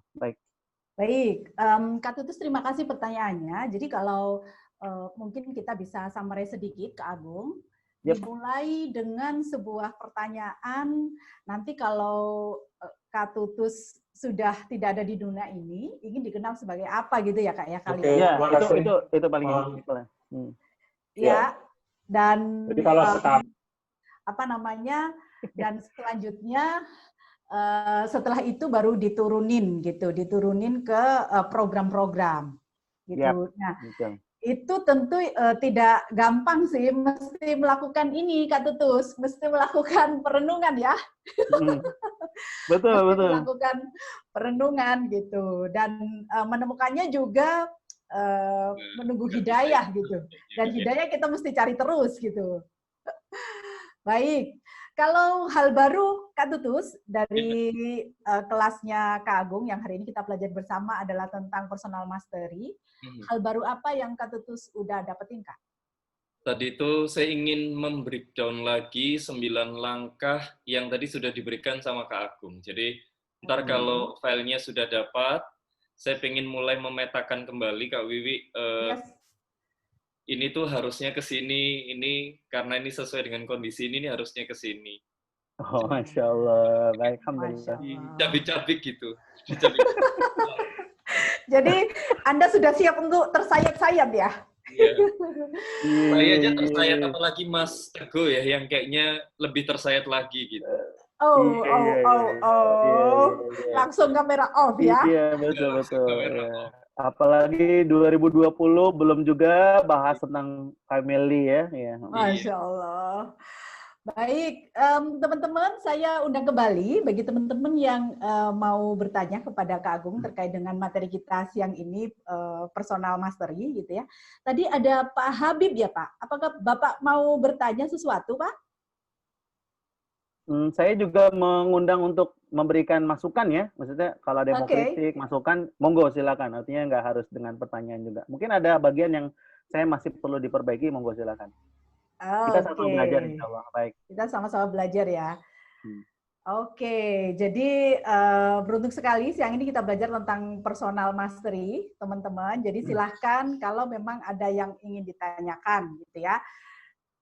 Kalau belum ada yang bertanya, sambil menunggu teman-teman nanti mempersiapkan pertanyaan, Kak Agung, ini dari saya kan ada 9 aspek ya Kak ya, di total person itu. Nah, jadi ini ya ini akan keren banget. Ada self, spiritual, financial, edukasi, lalu sosial, healthy, profesional, family, dan legacy. And leadership, yes. Ya, akan ditutup dengan legacy. Nah, bagi kita yang masih awam nih Kak Agung, itu mulainya dari mana itu? Oke, sebenarnya awal dan akhirnya itu pentingnya di situ. Jadi tahu tentang diri. Terus tahu tentang mau bagaimana kita mengakhiri hidupnya gitu, legasinya gitu. Itu dulu sebenarnya tuh. Poin pentingnya gitu di awal dan akhirnya di nomor 1 dan 9 itu kan. Kalau sebenarnya di tengah-tengah tuh bisa random sih sebenarnya gitu. Sebenarnya karena ada orang yang pada akhirnya misalnya berkeluarga dulu baru kemudian sukses di karirnya. Ada yang mau karirnya disuksesin dulu baru ke keluarganya. Jadi di tengah tuh random. Artinya bisa tidak harus sesuai dengan urutan itu. Tapi yang paling penting adalah pahami dulu diri dulu, itu yang paling penting. Kemudian di akhirnya adalah bagaimana kita bisa mengakhiri kehidupan dengan terbaik gitu di akhirnya. Oke, jadi dimulai dari nomor 1. Dan last question adalah legasinya ya Kak ya. Legasinya nanti mau seperti apa, mau dikenangnya seperti apa gitu ya. Bagaimana karya-karya kita akan terus menginspirasi meskipun kita sudah di alam sana gitu ya Kak ya. Ya, betul. Karena memang untuk bagian tengah itu disesuaikan dengan keadaan kita masing-masing sih sebenarnya. Misalnya contoh ada yang memang dia menikah terlebih dahulu baru dia bangun karirnya gitu misalnya. Ada yang harus bangun karir dulu baru dia menikah. Misalnya family-nya belakangan, di awalnya dia kerja di profesionalitas, di education dan sebagainya. Ini apa namanya kembali kepada si personalnya masing-masing. Tapi setidaknya itu gambarannya pilar-pilarnya yang bisa kita kemudian coret-coret gitu ya, kita bisa evaluasi dari mulai skala 1 sampai 10, hal-hal apa saja yang mungkin perlu kita tambah untuk bisa mencapai skala lebih tinggi dari sebelumnya, hal-hal baru seperti apa yang bisa kita lakukan untuk bisa mencapai skala lebih tinggi di setiap itemnya, di setiap pilarnya. Baik Kak Agung. Selanjutnya Kak Agung sambil nunggu teman-teman yang mau bertanya ataupun menyampaikan aha moment di materi kita pagi ini. Siap. Karena ini teman-teman kita kan banyak yang berprofesi bekerja di sebuah perusahaan ataupun mereka membuat bisnis Kak Agung. Good. Nah, ini nih saya mau kepoin lebih lanjut nih Kak yang tentang personal Kak. Jadi di sana kan ada ditulis gitu sama Kak Agung, ada bintang terang, ada karir atau bisnis, ada visi akhirat. Nah, saya melihat pada saat kita melakukan sebuah pekerjaan sebagai profesional, baik teman-teman kerja di kantor ataupun membuat bisnis sendiri ya Kak ya, pada saat kita kaitkan hal itu terhadap visi di akhirat, insya Allah sih dalam keseharian itu akan akan seiring sejalan yang nanti akan menjadi orang yang ihsan gitu ya Kak Agung ya. Nah, ini gimana tuh Kak caranya atau step kita seperti apa agar di end-nya itu kita bisa merasakan atau kita bisa merasa bahwa kita sudah benar nih melalui karir ini yang nanti sudah align dengan visi kita di akhirat. Iya, iya, iya. Kepo dah. Ada yang tanya tuh, Oke. Pak Faris, bintang terang itu makhluk apa ya? Sejenis bakso kah? Iya, iya, iya. Bintang terang itu bintang yang paling terang di langit sana. Asik. Oke. Ya itu memang, itu analoginya sebenarnya. Jadi kalau di antara sekian banyak bintang, nah ada bintang yang terang, nah itulah milik kita gitu. Nah itu adalah analogi untuk kita menjadi bintang di dalam dunia ini gitu. Ada kebermaknaan, ada sesuatu yang kita lakukan di dunia ini yang menjadikan orang melihat apa yang kita lakukan dalam konteks kebaikan gitu. Maka nanti pilihan ya, mau karir atau bisnis itu pilihan. Ya, absolutely itu adalah choices, itu pilihan. Jadi nggak kurang tepat juga ketika ada orang bilang, oh enak ya jadi pebisnis ya gitu. Sama pebisnis juga nanti kadang ada kepikiran juga, enaknya balik lagi ke karir deh gitu. Kan gitu. Karena sesungguhnya dua hal itu adalah peran yang mau kita jalankan gitu. Apakah kemudian mau berkarir ataukah mau berbisnis, ya silakan, itu kita pilih. Tapi yang paling penting adalah kita pahami tentang konsekuensinya, kita pahami tentang ilmunya gitu. Kalau kita memang mau aktif dalam karir, berarti kita harus pahami bahwa konsekuensinya karir adalah kita harus memberikan yang terbaik pada perusahaan, pada tempat kita bekerja. Terus gimana tempat kita kerja ini nggak nyaman? Tadi dulu, nggak nyamannya dalam hal apa misalnya? Apakah dalam bentuk pekerjaan yang kita lakukan? Apakah karena situasi lingkungannya? Ataukah karena hal apa gitu? Itu perlu kita urai juga gitu. Tapi setidaknya ketika kita berada dalam sebuah proses kita sebagai seorang pekerja atau seorang yang bekerja, maka yang paling kita lakukan adalah kita tetap menjaga pekerjaan itu niatnya hanya pada Allah Subhanahu wa taala gitu. Saya selalu bilang begini, ada orang dengan gaji 10 juta, tapi kemudian kerjanya mungkin kita bisa melihat kalau kita mengukur hanya 5 juta, yakinlah bahwa yang 5 jutanya pasti akan keluar gitu. Dengan cara apapun gitu. Tapi kalau ada orang yang berkarir atau bekerja, dia gaji 10 juta, tapi dia kerjanya itu seperti orang yang di atas 10 juta, maka Allah akan berikan tambahan lagi rezekinya dari sesuatu yang kadang tidak disangka gitu. Ini kenyataan, saya mengobserv di lapangan seperti itu gitu. Jadi dengan demikian kita harus benar-benar meniatkan apa yang memang menjadi pekerjaan kita ini menjadi pekerjaan yang sangat luar biasa. Makanya kalau dalam hal bekerja itu ada 3 tuh yang biasa kita pahami. Ada kerja keras, kerja cerdas, dan kerja ikhlas. Nah, ini dia, menarik. Kerja keras itu, kerja keras itu bicara tentang output sama dengan input. Jadi, yang kita dapatkan itu adalah dari input yang kita, input kita dapat dengan output. Jadi, apa yang kita dapatkan itu karena dari output. Yang kita ngeluarin ini seperti jauh mana. Kita ngeluarinnya 10, dapatnya 10. Gitu. Ngeluarinnya 5, dapatnya 5. Makanya tadi saya bilang, Allah ini nanti maha adil. Kita dapat 10 tapi kita ngerjainnya 5, nanti yang 5-nya pasti dikeluarin. Entah misalnya kita sakit, entah mungkin karena kita kecurian lah, apalah dan sebagainya gitu. Pokoknya keluar deh tuh 5-nya gitu, biar ngepas gitu. Biar apa? Biar tidak ada yang haram yang kita terima gitu. Itu bicara kerja keras. Kedua bicara kerja cerdas, kerja di level yang lebih tinggi. Artinya secara pengeluaran atau cara yang kita keluarkan itu kita menggunakan kerja cerdas, tapi dampaknya, efeknya kita bisa dapat yang kita terima gitu. Ya, kerja di level yang lebih tinggi. Nah, yang menarik yang harus kita pahami adalah mengenai kerja ikhlas.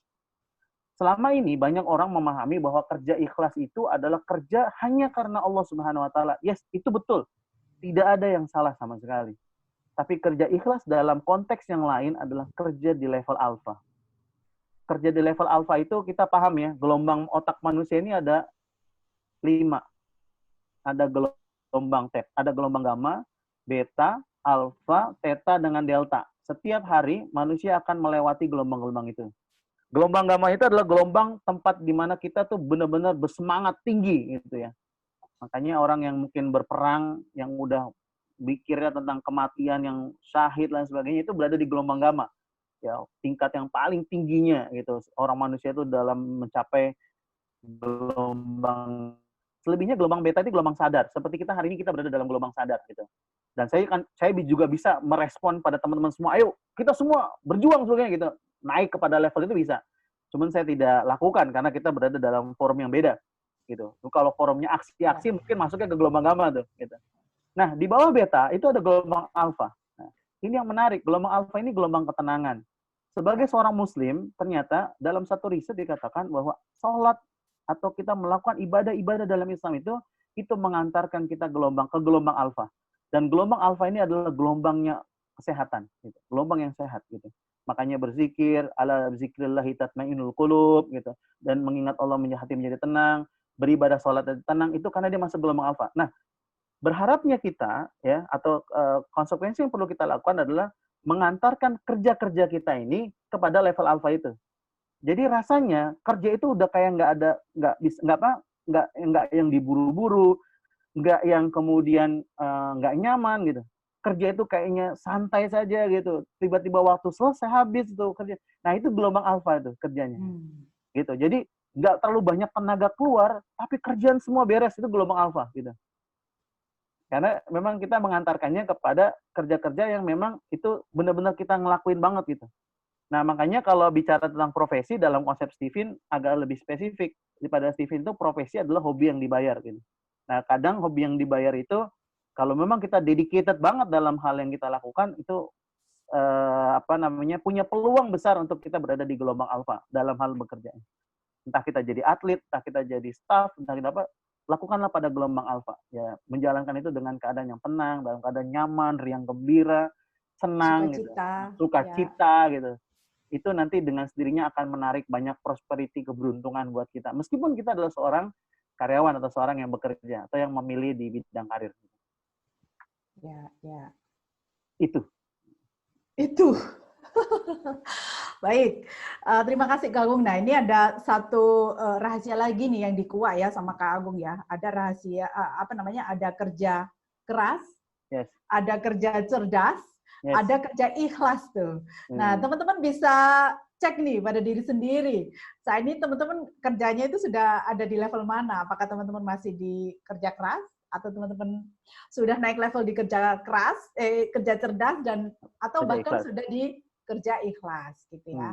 Nah, tentu tidak mudah ya Kak Agung ya. Semuanya ini butuh journey untuk naik level gitu ya Kak ya. Betul. Dan satu lagi Kak. Yes. Selalu ada gangguannya. Oh ya, karena kita manusia akan dicoba dan diuji. Iya. Dan manusia nggak sendiri, selalu ada gangguannya, tarikannya ke arah kita keluar daripada itu semua tetap ada. Setan tetap akan ada menggoda manusia untuk banyak hal. Tidak dalam hal bermaksiat saja, tapi juga dalam kita fokus pada apa yang mau kita tuju juga.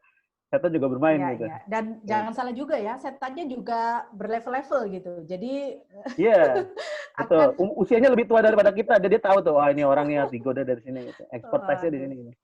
Baik. Mas Faris aja masih kerja asal kerja. Ini dari Kak Faris. Kak Faris terima kasih atas ini ya refleksinya ya. Atau jangan-jangan Mas Faris ini mau tobat profesi boleh juga sih.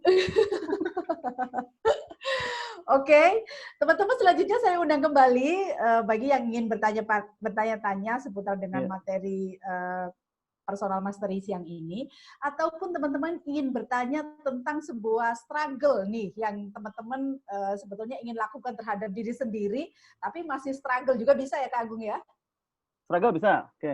Oke, jadi silahkan tuh kalau mau ada yang bertanya gitu. Iya. Ini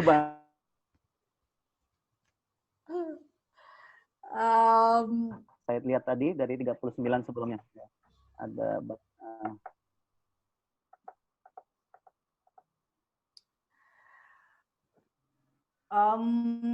kalau kita ini Kak Agung, selama ini Kak Agung kan bergerak di bidang genetik ya Kak ya, berhubungan dengan teman-teman yang ingin menemukan bintang terang tuh. Nah, apa Kak Agung tantangan yang paling membuat mereka harus sabar menjalaninya itu pada level apa Kak Agung? Biasanya kesulitan pertama adalah the first step-nya, langkah awalnya. Makanya kenapa petanya harus dibangun, itu udah dari awal tuh petanya udah harus dibangun secara rapi, lengkap. Jadi tidak hanya menentukan apa yang menjadi bintang terang, tapi juga bicara tentang apa saja habit-habit yang mau dibangun, apa saja program-program yang mau akan dilakukan untuk menuju sana gitu. Itu the first step-nya. Maka perlu booster banget untuk menjalankannya. Yang kedua adalah bicara di pertengahan nanti. Di pertengahan jalan tuh ya godaan untuk bicara tentang istiqomah, konsistensi, persistence itu juga akan kemudian akan diuji juga gitu. Karena kan ya seperti layaknya kita sebagai manusia, apakah kita hanya mengucap bahwa kita sudah beriman, Allah biarin gitu aja kan? Enggak, Allah akan uji itu, diuji gitu kan, sejauh mana nih kita punya kesungguhan dalam beribadah pada Allah gitu kan. Jadi memang itu akan terjadi tuh dalam kehidupannya. Yang terakhir ya paling pada saat kita mencapai hasil, misalnya di antara banyak capaian-capaian dalam hidup gitu kan, itu juga akan diuji juga gitu. Apakah kita lebih banyak bersyukurnya atau pada akhirnya lebih banyak kufurnya kan gitu. Iya. Itu sih gambarannya. Jadi, Mas Syahid, kalau secara personal punya kesamaan personality yang sama dengan pasangan, tipsnya gimana Kak? Curhat dong solver. Mana wajah gantengnya kok tak tampak itu Kak Syahid? Jadi bule Kak wajahnya Kak Syahid tuh. Iya. Iya. Oke. Kalau punya kesamaan curhat dong Kak solver. Ini kayaknya kita nanti juga buka program baru kali ya, curhat dong Kak solver gitu ya. Kan udah curhat dong mah gitu kan. Nah, ini curhat. Kalau punya kesamaan personality dengan sama pasangan, alhamdulillah kita syukuri sama dengan personality-nya kan gitu. Setidaknya kan secara sederhana nih, apa yang ada di pikiran kita, ya apa yang ada di pikiran kita sama dengan di dia pikirannya. Apa yang kita suka sama dengan dia sukanya gitu. Nah, cuman yang tidak boleh adalah kita saling menunggu aja gitu. Misalnya contoh sama-sama feeling, yang keinginannya senangnya dipuji, senangnya inginnya kemudian diberikan kalimat-kalimat sayang dan cinta. Ya kitanya jangan kemudian menunggu dari dia juga menunggu dari kita. Kenapa nggak kita kemudian saling memberikan pujian gitu misalnya. Ya. Jadi kulaannya dulu ditanya ya Kak ya. Kulaan kasih ekspresi cintanya di mana gitu ya. Iya betul. Ini kan memang begitu keperluan secara genetikanya kan, perlu tangki cintanya kan yang cukup kalau buat orang feeling. Jadi nggak boleh menunggu gitu. Meskipun ada aturan secara energi gitu ya, secara genetikanya yang memang dia memang harus misalnya perjarang pertemuan. Tapi bukan berarti perjarang pertemuan pada akhirnya jadi pisah, nggak juga. Perjarang pertemuan hanyalah untuk kemudian menghindari rentang konflik yang cukup mudah ketika sama personality-nya. Karena pada akhirnya kan tabiat manusia pada akhirnya juga akan berada pada titik yang paling bawah gitu, di mana dia juga akan keluar sisi-sisi lemahnya dia. Nah kalau pasangannya juga sama, kemungkinan pada akhirnya lemah dengan lemah ini bertemu juga pada akan ada gitu. Di samping tadi meningkatkan kapasitas spiritualnya juga harus bagus gitu. Kira-kira gitu sih gambarannya gitu. Itu Kak Syahid. Nah, ataukah apa masing-masing personality ada pasangan idealnya Pak Gong? Misalnya FI dengan insting dan lain-lain. Waduh. Ini masuk personal mastery nggak nih? Masuk dong. Ini maksudnya masuk ke wedding relationship mastery atau personal mastery nih kayaknya. Ini relationship mastery nih materinya. Ya memang semua udah Allah ciptakan berpasang-pasangan. Memang ada pasangan terbaiknya berdasarkan sirkulasinya, konsep Steven misalnya gitu kan. Kesempatan Pak, oke nggak apa-apa, kesempatannya diambil. Yes. Ya kalau secara sirkulasi memang ada gambarannya bicara tentang score of spouse misalnya, postur pasangan yang direkomendasikan ya. Saya bilang rekomendasikan ya, bukan yang terbaik dalam konteks, karena bicara terbaik itu sesuatu yang kemudian perlu diupayakan. Tapi secara rekomendasi, misalnya kalau suaminya feeling, maka istrinya yang paling baik adalah intuiting, yang mendukung feeling, misalnya gitu. Karena yang paling baik rekomendasi kan dua, istri yang mendukung atau yang istrinya ditaklukkan sama suaminya, gitu kira-kira gambarannya. Kalau suaminya feeling, maka istrinya kalau tidak intuiting, ya berarti thinking. Berarti ini akan banyak yang catat Kak Agung, agak pelan-pelan ya Kak ya? Idenya menarik, tema berikutnya relationship mastery. Saya nunggu panitia aja lah.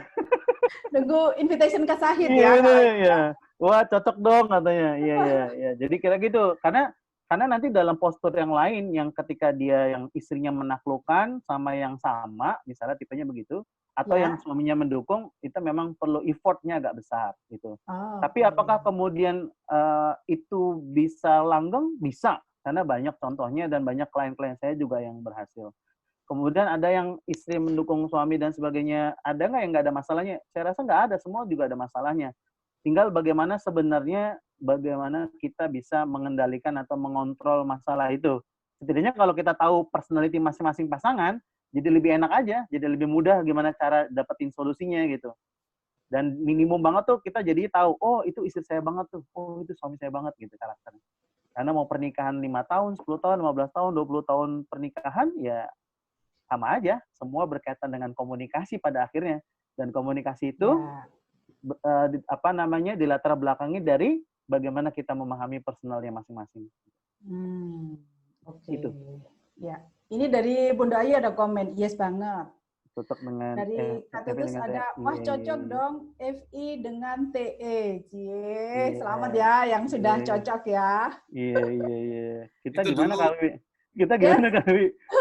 Undi-undi soalnya Kak Wiwi. Oh, undi-undi. Gimana tuh? Pakai undian? Gimana? Cuman maksudnya ini sih Kak Agung, jadi tampaknya menarik ya jika personal mastery itu ternyata semakin dikuatkan bersama dengan pasangan. Saya tadi pengen nyambung Pak Sahid sih, Kak Sahid, berkaitan dengan pasangan sih. Yeah. Karena memang tadi kan di dalam Muslim Total Person yang saya sampaikan juga ada poin tentang family gitu. Family, ya. Yeah. Saya bukan berarti bahwa tidak mempersilahkan kalau ada yang mau jadi jomblo dan jomblowati seumur hidup gitu ya. Jomblo villa ya? Ya, jomblo villa. Monggo saja gitu. Tapi rasanya sayang banget gitu kehidupan di dunia ini kalau kita nggak berpasangan. Truk aja gandengan, masa kita nggak gandengan gitu kan? Iya. Ntar dibantu. Ya, artinya, ini karena letak nanti pada akhirnya kita punya kalau boleh dibilang itu satu bentuk pelajaran terbesar dalam hidup, ya pada akhirnya ketika kita sudah menguasai diri kan automatically kita harus terapkan itu dalam bentuk yang lain gitu kan. Ya ini adalah keluarga sebagai organisasi terkecil. Di situ kita bentuk banyak hal yang kita udah berhasil di kita juga kita perlu kemudian tanamkan pada mereka gitu, anak-anak kita. Jadi ada warisan kan, ada keturunan yang bisa terus meneruskan gitu kan. Karena tadi saya bilang bicara tentang masalah penaklukan Konstantinopel aja itu turun temurun tuh dari kakek buyutnya Al-Fatih gitu sampai ke Al-Fatih gitu. Sama, ini juga yang sedang saya lakukan bahwa saya mau menurunkan itu bahwa ayo taklukkan dunia dengan nyebarin konsep Stephen seluruh dunia gitu. Nah, kan itu juga ini dan salah satu bentuk kafahnya Muslim kan juga berpasangan ya, iya betul gitu. Karena setelah islahul fard, perbaikan diri, maka kalimat selanjutnya islahul usroh, memperbaiki keluarga gitu. Nah kalau nggak ada keluarganya, secara secara konteks dalam hal berkeluarga secara formal, ya berarti kan bicara tentang organisasi atau perusahaan dan sebagainya. Tapi kan itu yang paling kecil gitu. Makanya kenapa dalam materi genetika bisnis saya selalu sampaikan bahwa bicara tentang bisnis itu we are not talk about ourselves, tapi bagaimana bisnis itu mengantarkan pada kesuksesan di keluarga juga. Karena banyak kemudian mereka yang sukses di bisnisnya, tapi keluarganya jadi berantakan. Itu juga berarti ada yang salah tuh gitu. Nah, diantara bagaimana mensukseskan keluarga itu, ya diantaranya adalah pahami dulu personalnya. Kalau udah tahu masing-masing pasangan, anak-anak seperti apa, itu mudah gitu. Jadi kalau udah tahu bagaimana anak kita, tipenya apa saja, mau anak 10 juga mungkin fine-fine aja tuh bisa diatur gitu, karena tahu genetikanya gitu. Nah, ini kayaknya saya harus banyak belajar juga nanti dengan Mas Sahid itu. Iya. Dia sebagai orang feeling itu full of love. Ya kan? Iya. Dan cintanya banyak. Setia. Feeling ya. Dan TE ditaklukkan feeling Kak Agung. Iya. Dia mentor saya. Saya mau belajar tema tentang setia sama Mas Sahid ini nanti. Ini Mas Teguh langsung matiin kamera, kayaknya udah buat deh Kak Agung. Ini ada peserta yang lainnya nih, mohon maaf peserta-peserta lain gitu kalau kurang nyaman nih. Baik. Silakan. Dari Kak Sahid, apakah mau ada yang ditambahkan? Saya kira oke ya, keren, mantap. Tinggal tema berikutnya, relationship mastery. Masya Allah. Mas Sahid ini lama-lama kayak Mas Anang ya. Aku sih yes gitu. Aku sih yes. Baik. Nah, Kak Agung, waktu kita tinggal 7 menit sebelum kita tutup, apa pesan Kak Agung buat teman-teman yang kali ini belajar bersama tentang personal mastery? Silahkan, Kak. Oke, baik. Pertama, mempelajari diri kita itu adalah sesuatu yang tidak sebentar. Artinya perlu proses untuk terus-menerus kita memahami apa yang menjadi potensi kita dan kita terus memperbaikinya menjadi insan yang sempurna insya Allah, insan yang mutakamil, insan yang holistik gitu. Makanya saya share tadi beberapa variabel yang bisa kita jadikan panduan untuk bisa kita lengkapi dalam kita menjalani kehidupan. Selalunya bahwa berharap Allah Subhanahu wa Ta'ala membantu kita dalam menjalani hidup, karena sesungguhnya nggak ada kekuatan sekalipun kecuali itu datangnya dari Allah Subhanahu wa Ta'ala. Nah, makanya pesan dalam konsep kali ini adalah bahwa setelah kita memahami apa yang menjadi potensi yang kita miliki, maka berikanlah yang terbaik untuk umat, untuk kehidupan ini, sehingga kita memiliki warisan terbaik yang kita tinggalkan, dan itu bisa menjadi inspirasi sepanjang zaman, sehingga kita tetap hidup dalam pikiran dan hati-hati mereka, bahwa ada saat di mana di sebuah masa kita pernah hidup dan telah menjadi inspirasi untuk banyak orang gitu. Dan mudah-mudahan materi yang di kesempatan hari ini juga dengan mungkin belum terlalu sempurna juga saya sampaikannya, mudah-mudahan ini bisa jadi inspirasi untuk kita bersama ke depan menjadi pribadi-pribadi yang baik, menjadi seorang pribadi muslim yang ihsan, yang itqan, yang juga bertakwa pada Allah Subhanahu wa Ta'ala.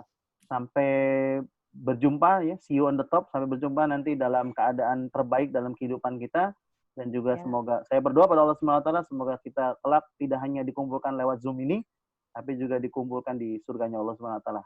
Amin ya rabbal alamin. Amin ya rabbal alamin. Baik. Kak Agung, kami mewakili dari One Day One Juice yang disupport dengan beberapa banyak organisasi, salah satunya Aksi Training dan Coaching, itu ada Pak Bosnya Kak Sahid yang hari ini hadir juga support untuk menjariahkan Zoom room-nya gitu ya. Masya Allah. Barakallahu fikum. Amin, amin. Ya, jadi jadi gini ya. Terima kasih waktunya untuk Kak Agung sudah menyampaikan materi personal mastery. Insya Allah saya menduga nih ya, kalau boleh saya menduga, teman-teman juga mulai cek ngecek tentang kerja keras, cerdas, dan ikhlas. Teman-teman sudah ada di mana. Lalu saya rasa juga teman-teman mulai cek self-reflection gitu ya, tentang visi dunianya yang dikaitkan dengan visi akhiratnya. Karena memang di program One Day One Juice kali ini yang bertemakan Muslim Leadership adalah kita mempelajari dari 7 aspek kehidupan, Kak Agung. Salah satunya adalah personal mastery. Di sana ada aspek yang lain. Kemarin kita sudah lalui kelas perdana, yaitu personal branding. Besok kita akan dengan Kak Samsul Hatta lebih banyak membahas tentang self leadership. Jadi bagaimana kita menjadi pemimpin diri kita dulu as Muslim gitu ya. Lalu hari Minggu kita akan belajar bersama dengan Kak Rima Olivia. Kita akan belajar bersama tentang esensial karir. Jadi bagaimana karir kita yang saat ini kita jalankan itu akan menjadi karir kita dunia akhirat gitu ya. Tentu lagi-lagi kita memandangnya dari sudut pandang WA as a Muslim. Setelah itu akan disusul dengan public speaking yang nanti akan dibawakan oleh Kak Andra Hanindyo dengan topiknya Speak Up Your Idea. Jadi kita as a Muslim, calon pemimpin, kita harus berani untuk speak up our idea gitu ya.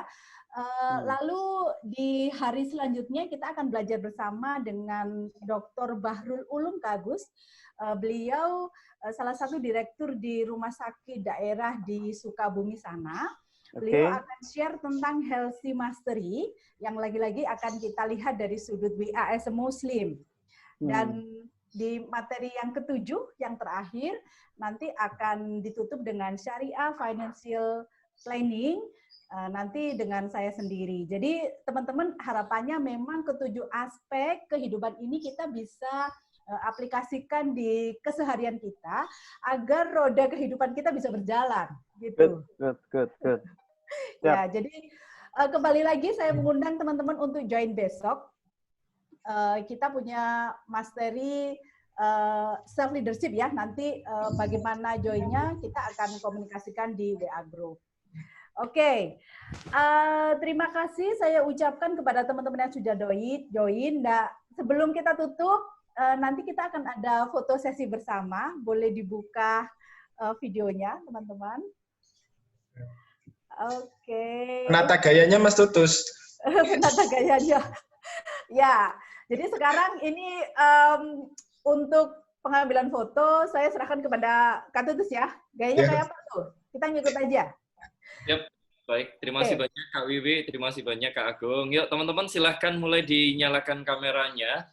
Pastikan teman-teman gabung bersama dengan kami. Ya. Jadi masih ada beberapa kelas-kelas lanjutan ya teman-teman di Muslim Skill Set yang akan datang. Yuk silakan teman-teman. Nah, oke, boleh di kolom kedua, ini ada 2 halaman teman-teman. Jadi kita nggak tahu teman-teman ada di halaman berapa, kita akan jepret 2 kali ya. Oke, Mbak Cut Zakia Ansari, maaf tidak buka video, nggak apa-apa Mbak. Ya, silakan teman-teman sudah semua. Kayaknya gimana Mas? Oke, kayaknya langsung gaya bebas aja ya. Bebas. Betul, ya. Teman-teman silakan diberikan pose terbaiknya ya, pose terbaiknya, mana gaya bebasnya. Nah, boleh-boleh, yuk persiapan. Nah, oke, yuk hitungan ketiga, hitungan pose ya, saya ambil 2 kali. Oke, mulai. 1, 2, 3. Oke, sekali lagi 1, 2, 3. Oke, halaman kedua teman-teman tetap berpose saja karena kita tidak tahu teman-teman di halaman berapa ya. 1, 2, 3. Terima kasih banyak teman-teman, terima kasih banyak Kak Wiwi. Lanjut Kak. Baik, sekali lagi saya mengucapkan terima kasih kepada teman-teman yang sudah meluangkan waktu belajar bersama di siang hari dengan topik personal mastery. Saya juga ucapkan terima kasih kepada Kak Agung atas nama One Day One Juice dan beberapa perusahaan yang sudah mensupport acara ini gitu ya. Saya invite kembali teman-teman untuk join besok. Semoga kita selalu diberikan kesehatan, semoga kita selalu diberikan rezeki yang berlimpah, dan semoga kita diberikan berkah di setiap ilmu-ilmu yang kita pelajari bersama. Kak Agung, sekali lagi terima kasih. Nanti tunggu invitation kita untuk next topik ya. Siap. Oke, baik. Teman-teman, stay healthy. Assalamualaikum warahmatullahi wabarakatuh. Waalaikumsalam warahmatullahi wabarakatuh. Dah. Terima kasih. Terima kasih, Wawi. Terima kasih, Mas Zahid. Sama-sama, Kak Faris. Sehat-sehat Kak Faris.